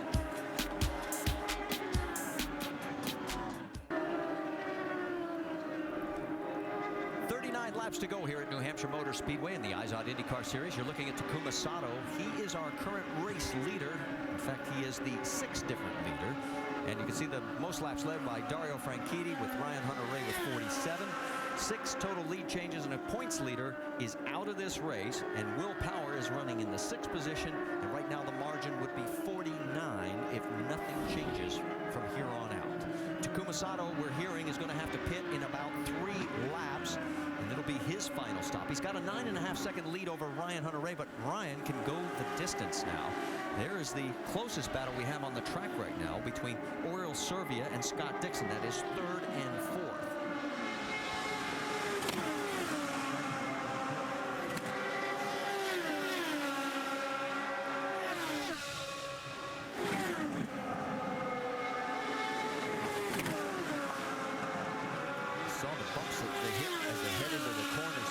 Set of bumps in turn 1 and again down in turn number 3. Nowhere near as wicked, the drivers say, as that bump over the tunnel at Iowa. And also the other thing they have to contend with here is because of the progressive obviously banking that goes all the way up to 7 degrees on the outside. The seams, drivers were complaining about the cars move when they go over those seams. And when you're out in the track, you can actually take your foot and run your shoe over the seam, and you can really feel that. It really makes a disturbance to the car. Just to let you know, as you look at those two, Oriol Servia has 8 push-to-pass left, and then Scott Dixon can hit the button a total of 6 times. And here comes Takuma Sato. He has pulled down just as expected here on lap number 190. And he's got to go all the way down to the far end of pit lane. He'll make his way down to Rick DeBrule. Yeah, we need to talk about the fact that he was not unscathed from that incident with Dario Franchitti. They had to come in twice to change a tire, the right front and the front wing. For the last few laps, I can tell you, Jimmy Vasser's been holding out his hands, waiting for rain, hoping for rain. They made a tire pressure adjustment because he said it was getting a little loose. They sent it back out. Very clean stop. 7.7 seconds, and that means the lead turns over to Ryan Hunter-Reay. When Rick is talking about the car of Takuma Sato going loose, that's the back end wants to start to walk around on the driver as he starts to go through the turn. And usually as you continue to run throughout the race, sometimes the car gets worse. You can make changes inside your car with the tools that are provided. There's a weight jacker and also some anti-roll bars, and hopefully you can tune it to make it constant all the way through the fuel run, but sometimes that just doesn't work. And you can see that Ryan Hunter-Reay is right on the back wing of Ryan Briscoe. We're on board with Briscoe. Briscoe right now in the 8th position, 1 lap down. He could be 2 down here pretty quickly. Briscoe's had some great moves on the racetrack here this weekend and some great restarts, getting through traffic and making some great moves, but just doesn't look like he's got a car that he can keep the power on and the consistency through the turn. Let me correct it. Briscoe will be going 1 lap down. Scoring was a little off, and now he is 1 lap down. So he's still in that 8th position. Let's take a look at the Firestone telemetry on Briscoe's car. We talked about the G loading. Just under 4 Gs going through those corners, and they're doing it twice every lap. And in qualifying, we saw them hit just over 5 as a peak. And even Dario Franchitti said even during the runs, he ended up just getting a sore shoulder, and also he had to make some adjustments inside the cockpit, Gary Gerald. Scott, we were talking earlier with Graham Rahal, who had the misfortune of being involved in a very early crash, but he said this G-load factor here is so extreme.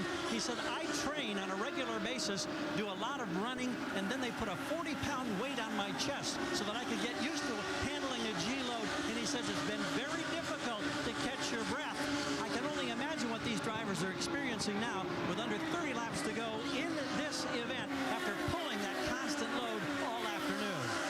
7 cars on the lead lap. There is the race leader, Ryan Hunter-Reay. His margin over Oriol Servia, 1.2. Will go side by side at New Hampshire.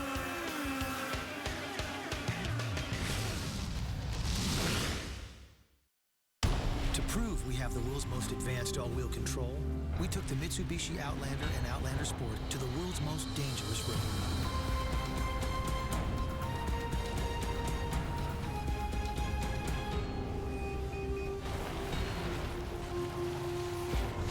If our Outlanders can handle this road, imagine what they can do on yours. For a limited time, get 0% financing on all 2011 models at the Mitsubishi Own Every Road sales event.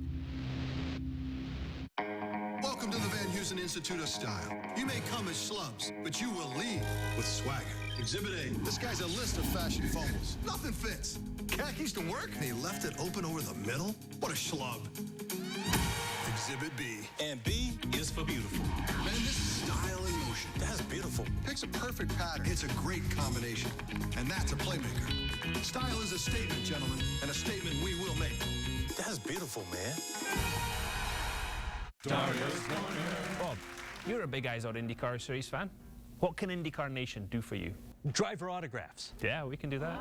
Really? VIP access during race weekends. That's easy. Exclusive web video for real IndyCar fans. Not a problem at all. Can I have your helmet? Join for free today by clicking on IndyCar Nation at IndyCar.com. Nice try, Bob.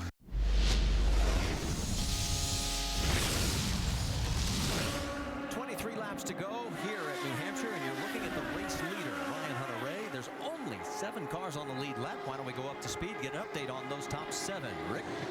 Well, let's start off talking about Ryan Hunter-Reay. Just a moment ago on the radio, he told his crew he's starting to get that vibration back. They said, don't worry about it. This is the same place that it came in the last time. Remember, he was concerned about the tires. When they go away, they get a little bit of a vibration. They said, just keep running it. You're in the lead. You got to stay up there. Jamie? And behind him is Oriol Servia. The car has been better after that last round of stops. They made a little bit of an adjustment, and that took away the loose condition. Now, this team, Newman Haas, they've been here 4 previous times before, all in the 90s, and they have 1 win with Nigel Mansell. So you can imagine they have been fired up, and he only has 1 more position to go to get the win. Gary? Scott Dixon, of course, got that first win of the season at the last event on the road course at Mid-Ohio. He's had 4 seconds this year. If he can maintain position, he would have his 8th top 5 finish of the year. They haven't done a thing to this car all day long. Both pit stops, it was tires and fuel. No changes whatsoever. He just soldiers away in that 3rd spot, Jamie. And James Hinchcliffe back and forth. He said this track has been quirky, but he's been doing a great job. He's been smiling all weekend, saying it's a lot of fun to drive. It's extremely hard to drive, but he's young and he can handle it. And he's been happy in the race car every time they ask him if he wants any changes. Nope, he's good. He's never run this good in a whole race. There's a caution on the track. We have contact, guys. I don't think it's contact. I think it's we've got rain in the air, and it is going to slow us down for the 2nd time today. Our 6th caution comes out here with just 19 laps to go. And Ryan Hunter-Reay was closing in quickly on Takuma Sato. He had a 22-second advantage over Sato, and they're running about 23 seconds a lap. Gives you an idea how close he was to going a lap down. So we'll keep 7 cars on the lead lap. So while we wait to see what happens with this light rain again, we'll step aside, go side by side here at New Hampshire Motor Speedway.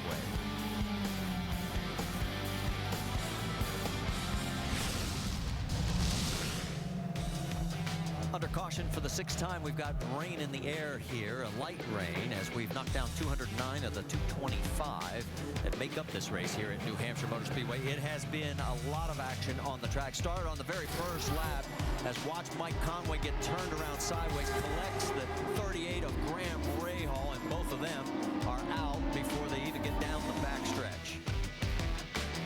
And the frustration from Graham Rahal's situation and his side of the coin. Elio Castroneves, he too has issues, slides across the track. Nobody else gets collected in this one. He had minor damage. They brought him back out. He ends up right now out there 13 laps down in 17th.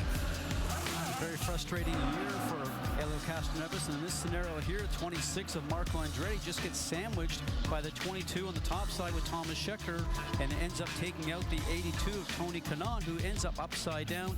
Tony would be okay. Damage even on the 26. He is finished for the day. And then race leader Dario Franchitti on the restart. He'll be on the left side here on the driver's right, and contact with Takuma Sato.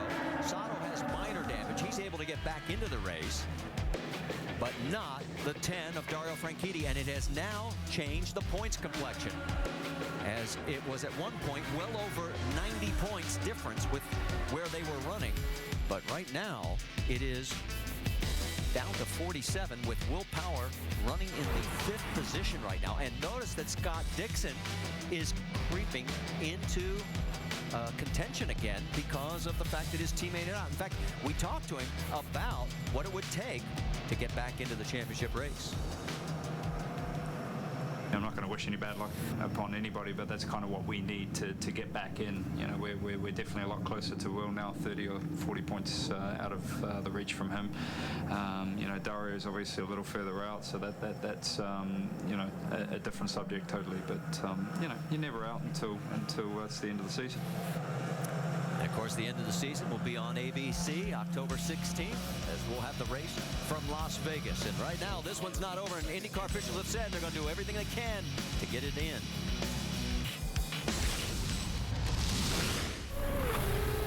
ESPN's coverage of the IZOD IndyCar Series at New Hampshire on ABC. Brought to you by IZOD. Visit IZOD.com to find the latest in IZOD color and performance. Mother's Polish. There's no shine like Mother's. 5-Hour Energy.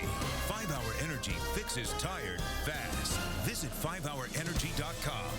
And Sunoco, fueling victories on and off the track. Here's to victory. And Sunoco fuel will not be a problem for any of these racers, as we will have a total of 10 laps to go. And you can see Paul Blevins, the starter, saying 1 to go to green. So this is going to be the old-fashioned shootout. Let's reset it for you, because we're just coming off our longest green flag run of the day of 83 laps. It'll be Ryan Hunter-Reay is going to take the outside again. Oriol Servia second. Scott Dixon third. Fourth, James Hinchcliffe. Fifth, Will Power. Danica Patrick sixth, and Takuma Sato seventh. Those are the only 7 cars on the lead lap. And Michael Andretti not happy, obviously. His man's leading, and he liked the moisture. And now they've called it off. And the word is it's because of the light rain in the air again. So what was... And this is a nervous time as we watch Tim Cindric right now, who's calling the shots for the number 12 machine for Will Power. Let me correct something. We were told initially it was because of moisture. It was because the cars were not lined up properly. So that's why we're going 1 more lap. So it looks like we are going to go back to green flag racing. And this is where drivers will want to take advantage of the drivers that are around them. Now for Ryan Hunter-Reay, he only has 3 push to pass left in his camp. Oriol Servia 8, Hinchcliffe 7, Dixon 6, with only a few laps left to go. Does Hunter-Reay have enough to keep in front? Again, it's Ryan Hunter-Reay, the race leader. He chose the outside lane. Oriol Servia trying to pick up his first win for Newman Haas Racing. Oh, and a spin. Already in the start. And it includes Will Power. Danica Patrick spins. And you see Michael Andretti, he was complaining at the beginning of this and there's damage to Danica's car. Moist track's probably just a little bit, that mist comes down. It doesn't take much with these slicks, Marty. And this is really going to affect Will Power.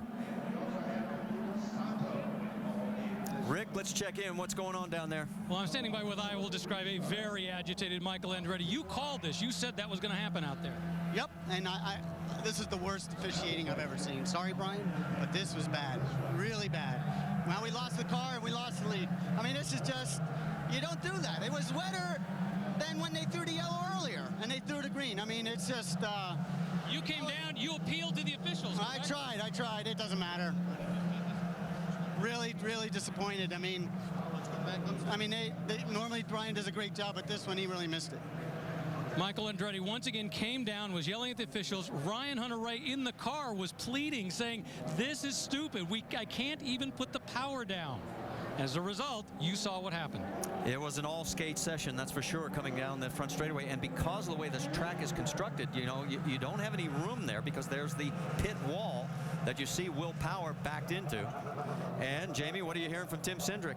I'll tell you what, for a good 5 minutes before they threw the green, Will Power was yelling, no, we cannot go. You see him frustrated. I have never heard Will Power use language like he did and scream like he did. He is going in to talk to the officials. He had a 20-point swing in the championship going. You see him try to get stopped. He's going to have a talk. He's frustrated, and they're saying the same thing. That was awful officiating. You see him very frustrated talking to Charles there. Tim Cindric is on his way back to the garage to calm his driver down. We are going into a red flag situation, and you can see how livid Will Power is, because as of right now, he's dropped to 9th, and it could get a lot worse. So let's go back and show you exactly what happened.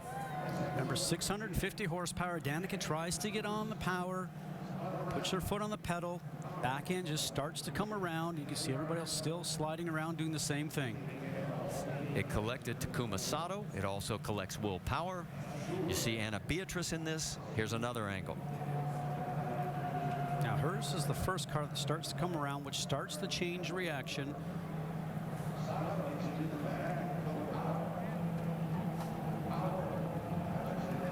Obviously, Brian Barnhart, the chief steward, needs to make the decisions the best that he can, but you can see a little bit of moisture on the lens here. Not sure if that's from before. But she just touched the throttle, Marty, and the back end came around. On board with Briscoe.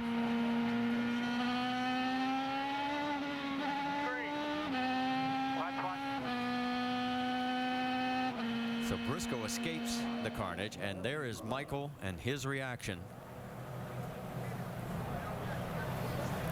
And of course, Will Power saw him getting out of the car. Here's a replay of that as he is just beside himself. It's frustrating. You know, he's not had the season that he wanted to. He's been so dominant, so many racetracks, had some bad luck, some bad calls. Situation at Mid-Ohio, just with an unfortunate scenario of being the wrong place at the wrong time with the yellow. He was at 47 points the way it was, and now it's 57 points based on where he is right now. And if this race restarts, it's going to get even worse because there's still cars that could pass him for position. Well, and you saw the frustration with him right there, and unfortunately that gesture is probably going to cost him. He's going to be a little lighter in the pocketbook, I think, by the time the officials get finished with him on that one. Yes, and we apologize because obviously Will doesn't realize that we're live and on the air with all that. And what he was seeing was the big screens here in the infield. And their shots are sometimes a lot different than ours.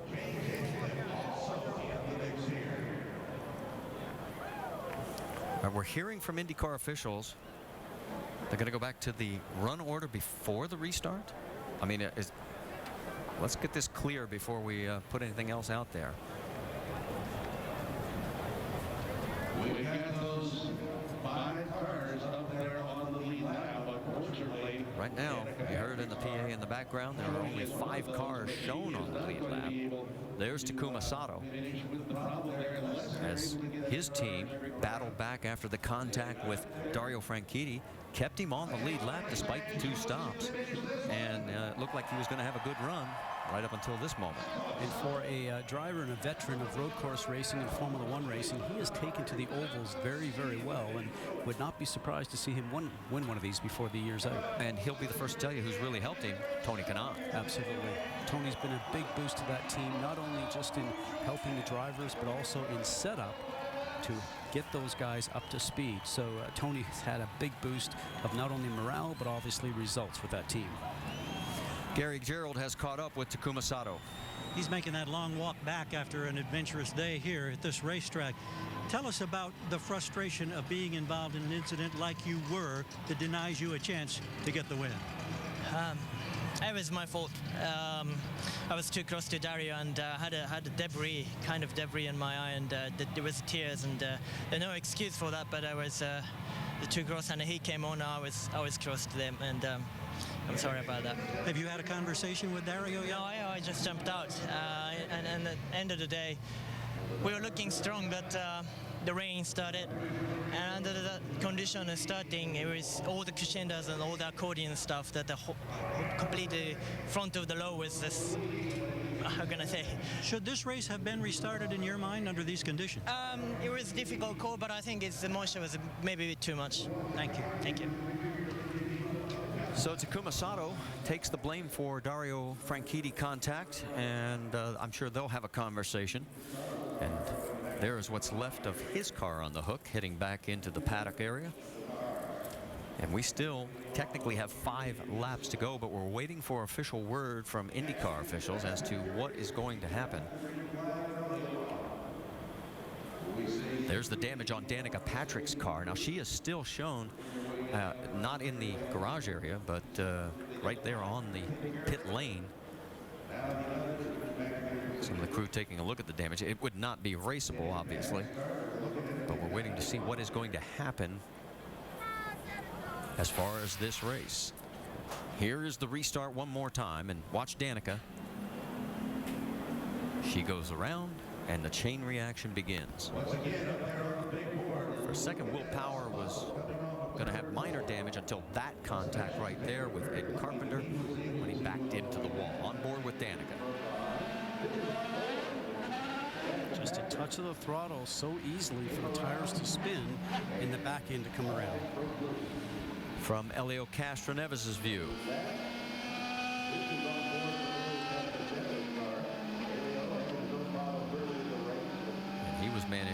to get through unscathed, as did his teammate Ryan Briscoe.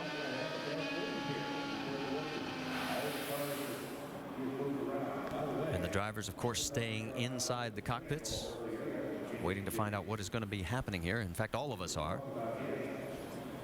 In the situation here, all the drivers, I think, honestly, Marty, are trying to think whether we should continue with this, because they really know how slippery this racetrack is. And generally what happens in this scenario is that the race officials will ask the drivers through their crew chiefs about what the track conditions are like, and we're not sure if all that information got reported back to Brian before the decision was made to go green. So that's something that we'll try and find out for you, because drivers are the ones that are right there on the track. They're the ones that really give the best information.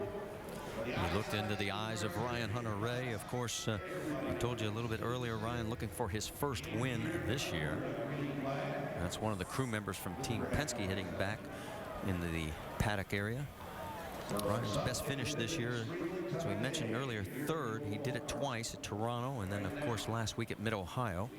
A very unhappy Jimmy Vasser as the result of what happened to Takuma Sato in this last melee. I was interested to hear Takuma Sato's take on that when it looked like his car was going straight down towards the restart when he and Dario got together there. If he had something in his eye, maybe that's what Dario was talking about, him just being a little bit too close to him on the restart. But can't wait to hear the outcome of that conversation between the two of those drivers. You can see Jimmy very animated there as these guys are all frustrated. Well, we talked about that team was going to leave. Jimmy told us this morning with all three cars to go off and do a test here with Tony Kanaan headed to Sebring to do some work there to get ready for the Baltimore race, and then the other drivers with EJ Vizo and Takuma Sato heading out to Sonoma to get ready for that race, which takes place later this season. And will they be able to go ahead and do all that right now, getting a lot of work done for the upcoming races? So we are still under a red flag situation, and quite honestly, folks, we are waiting for IndyCar officials to give us some kind of indication as to what is going to happen here in this race with what is scheduled to be just 5 laps to go. Gary, what do you have down there on pit lane? Well, we're checking in again with Michael Andretti. We heard the frustration and the emotion when your conversation with Rick DeBrule. In that time since, have you had an opportunity to talk to any of the officials or get any clarification? No, they won't tell us what they're doing. Just really disappointed. I mean, you know, then they throw the red. You know, we would have won the race just on the, you know, under the yellow, but they're changing everything here. So it's really disappointing. Cost Danica. Hopefully it didn't cost Ryan. I'm hoping and praying that, you know, we get a good restart and we still win this thing. But, you know, it just, I don't know why they did what they did. It was just disappointing. 5 laps to go. Any instructions as far as Ryan is concerned in that #1 spot if we get to go? And it seems like the rain has let up. Yeah, we're going to get to go. He's just got to get the jump on the restart. So let's hope and pray he does. It's coming down to that. And, you know. Does this side-by-side restart business this year concern you now in this situation? Well, it definitely gives you know, the guy that's in second a better chance of passing, you know. So, but that's it doesn't matter. That's part of the deal, you know, which is fine. But it's a shame we were put in this position. Thank you, Michael. So Michael's still trying to figure out what's going to be happening, as is everybody here at New Hampshire Motor Speedway. While we continue to wait, let's check in with Jamie Little.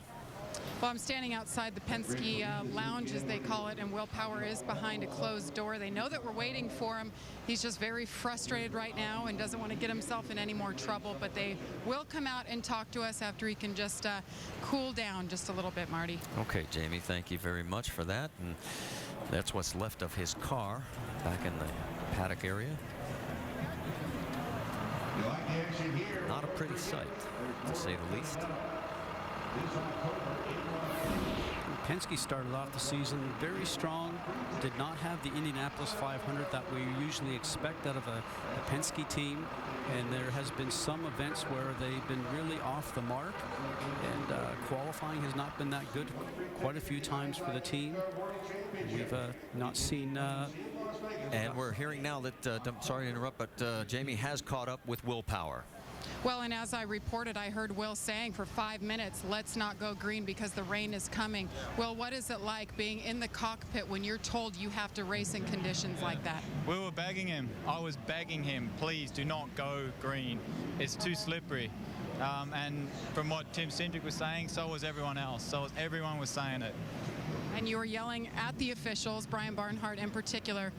Are you going to go talk to him, and what will you say? There's no use. He makes such bad calls all the time. This has got to be it. They cannot have this guy running the show, because that was the decision that put a lot of drivers in danger. And you saw how many people crashed on the front straight, and it was no condition to race in. Shame on him. Came back from a lap down. You gained 20 points on Dario. At that point, you were 5th. What was it like at that start when it went green? It was just really slippery. And Danica lost it. So I reacted and went this way, and I saw Briscoe coming, so I reacted, spun, and then I got hit by like 3 or 4 people, and that hurt too. Man, I just can't believe that they make decisions like that. I mean, what are those guys up there doing? They have Alonso. He's raced. He'd never race in these conditions. So to me, it was disgraceful. Those officials that you were yelling at on the radio are the same ones that hand down fines and penalties. Do you think any are coming your way? Yeah, I know that I lost my temper, and that was bad of me to do that. But I couldn't help it. I was so emotional about it because we had such a good day, and we begged them not to do it. Big points implication here. Of course, Dario Franchitti out, but Will Power is chasing him in the standings. Marty. Well, and we are still waiting to hear from IndyCar officials about what is going to happen. We're attempting to get Brian Barnhart into our booth here. He is right next door and still in heavy discussion with the other officials of the IZOD IndyCar Series. And if we can get him to come over and explain exactly what is going to happen, we'll do that as quickly as we can. Let's listen to Ryan Hunter-Reay on the radio on the restart. This is stupid. I can't even put the power down. Brian, just deal with it and do the best job you can. No, we got a better launch because it's wet and I couldn't put the power down at all. Second gear, just slide the rear of the car. And of course, that was right before we went back to green flag racing, and you saw the end result. Now, Ryan was able to get through it unscathed, and we are in this red flag situation, waiting to find out what is going to happen with the results of this race. As we talked about before, the drivers do report back, and there's the checkered flag. Checkered flag is out. Now that means Ryan Hunter-Reay is going to be your race winner. So this race is now officially over. And again, we're still trying to get Brian Barnhart in here to discuss with us what happened on the track and how this decision all came about. But we are now being told this race is over. Ryan Hunter-Reay picks up the win, and Michael Andretti is now a lot happier than he was just a few minutes ago. For Ryan, it will be his 5th career win, 2nd on an oval. Remember, he won back at Milwaukee in 2004. 3rd different Andretti Autosport driver to visit victory lane this year. Marco won at Iowa, and of course, Conway won back at Long Beach. And there is Ryan Hunter-Reay. And I guarantee you, he is thrilled that this is over, because he will pick up the win. Gary, you've caught up with Michael? Once again, how much does this salve the frustration and the disappointment of earlier?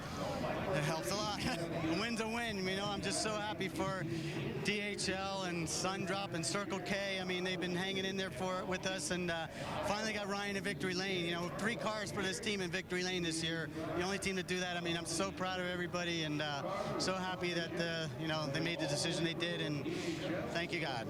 Okay, thanks, Mike.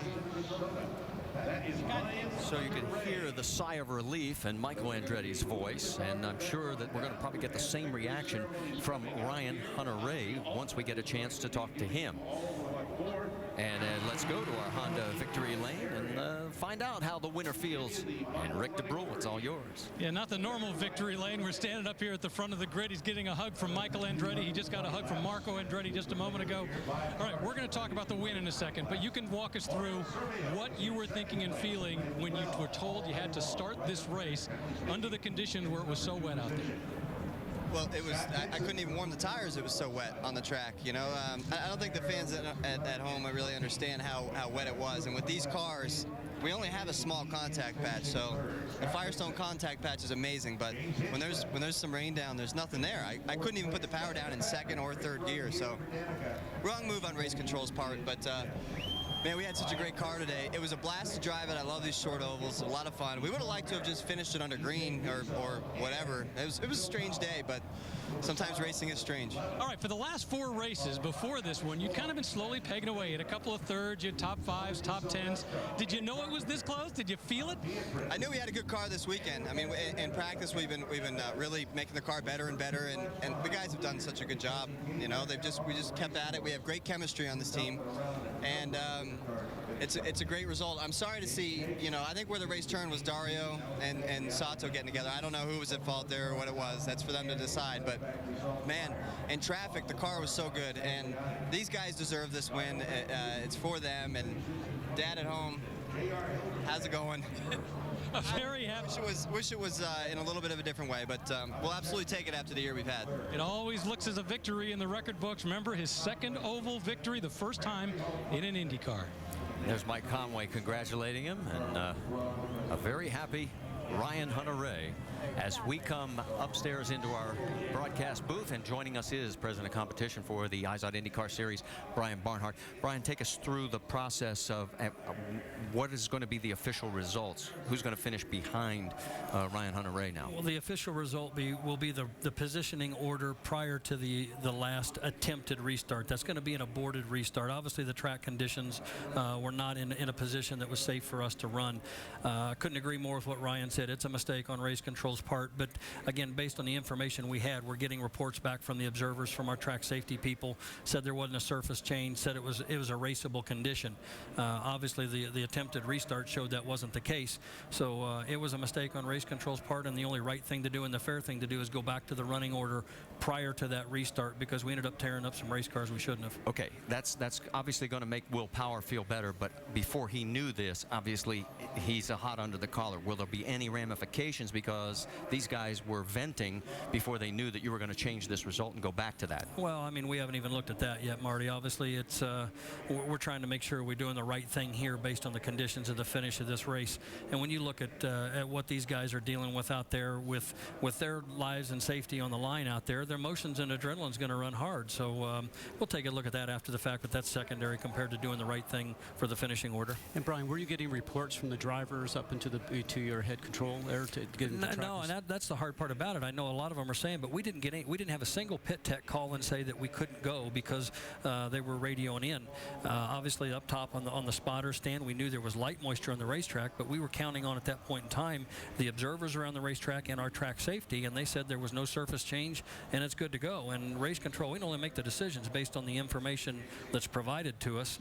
Clearly, in this case, it was not good information, not accurate, and wasn't the right thing to do. And I know from running underneath you, you're all about safety, so it sounds like if you had got that information from the drivers that were in the cockpit, then you would have made a different decision. Yeah, absolutely. We'd have never tried that, and that was so obvious as soon as you called it. I mean, it's almost one thing if one driver might have spun wheels or had it might not, but when 3 of them go that quick, it's pretty obvious it was a wrong call. Well, Brian, thank you for taking the time and explaining that, and I think that it helps ease a lot of questions that were cropping up, obviously, during the red flag period. I'm going to throw a curveball because I don't have communication directly to the truck. Do we have the results? And thank you, guys. Here is what we have, and there is what it will be. Now, Oriole Servio will finish second, Scott Dixon third, James Hinchcliffe, Will Power, then Danica Patrick, Takuma Sato seventh, Ryan Briscoe eighth, Charlie Kimball ninth, and Vitor Mirror in the 10th position. So that is going to tighten up the points position, as that will make it a 47-point difference. And that wraps up today's action. We'll be back in action in Las Vegas for the season finale, October 16th at 3 o'clock on ABC. Coming up next, it's ABC World News or your local news. Thanks for watching ABC or ESPN on ABC. I'm Marty Reed for our entire ESPN crew. Till we meet again.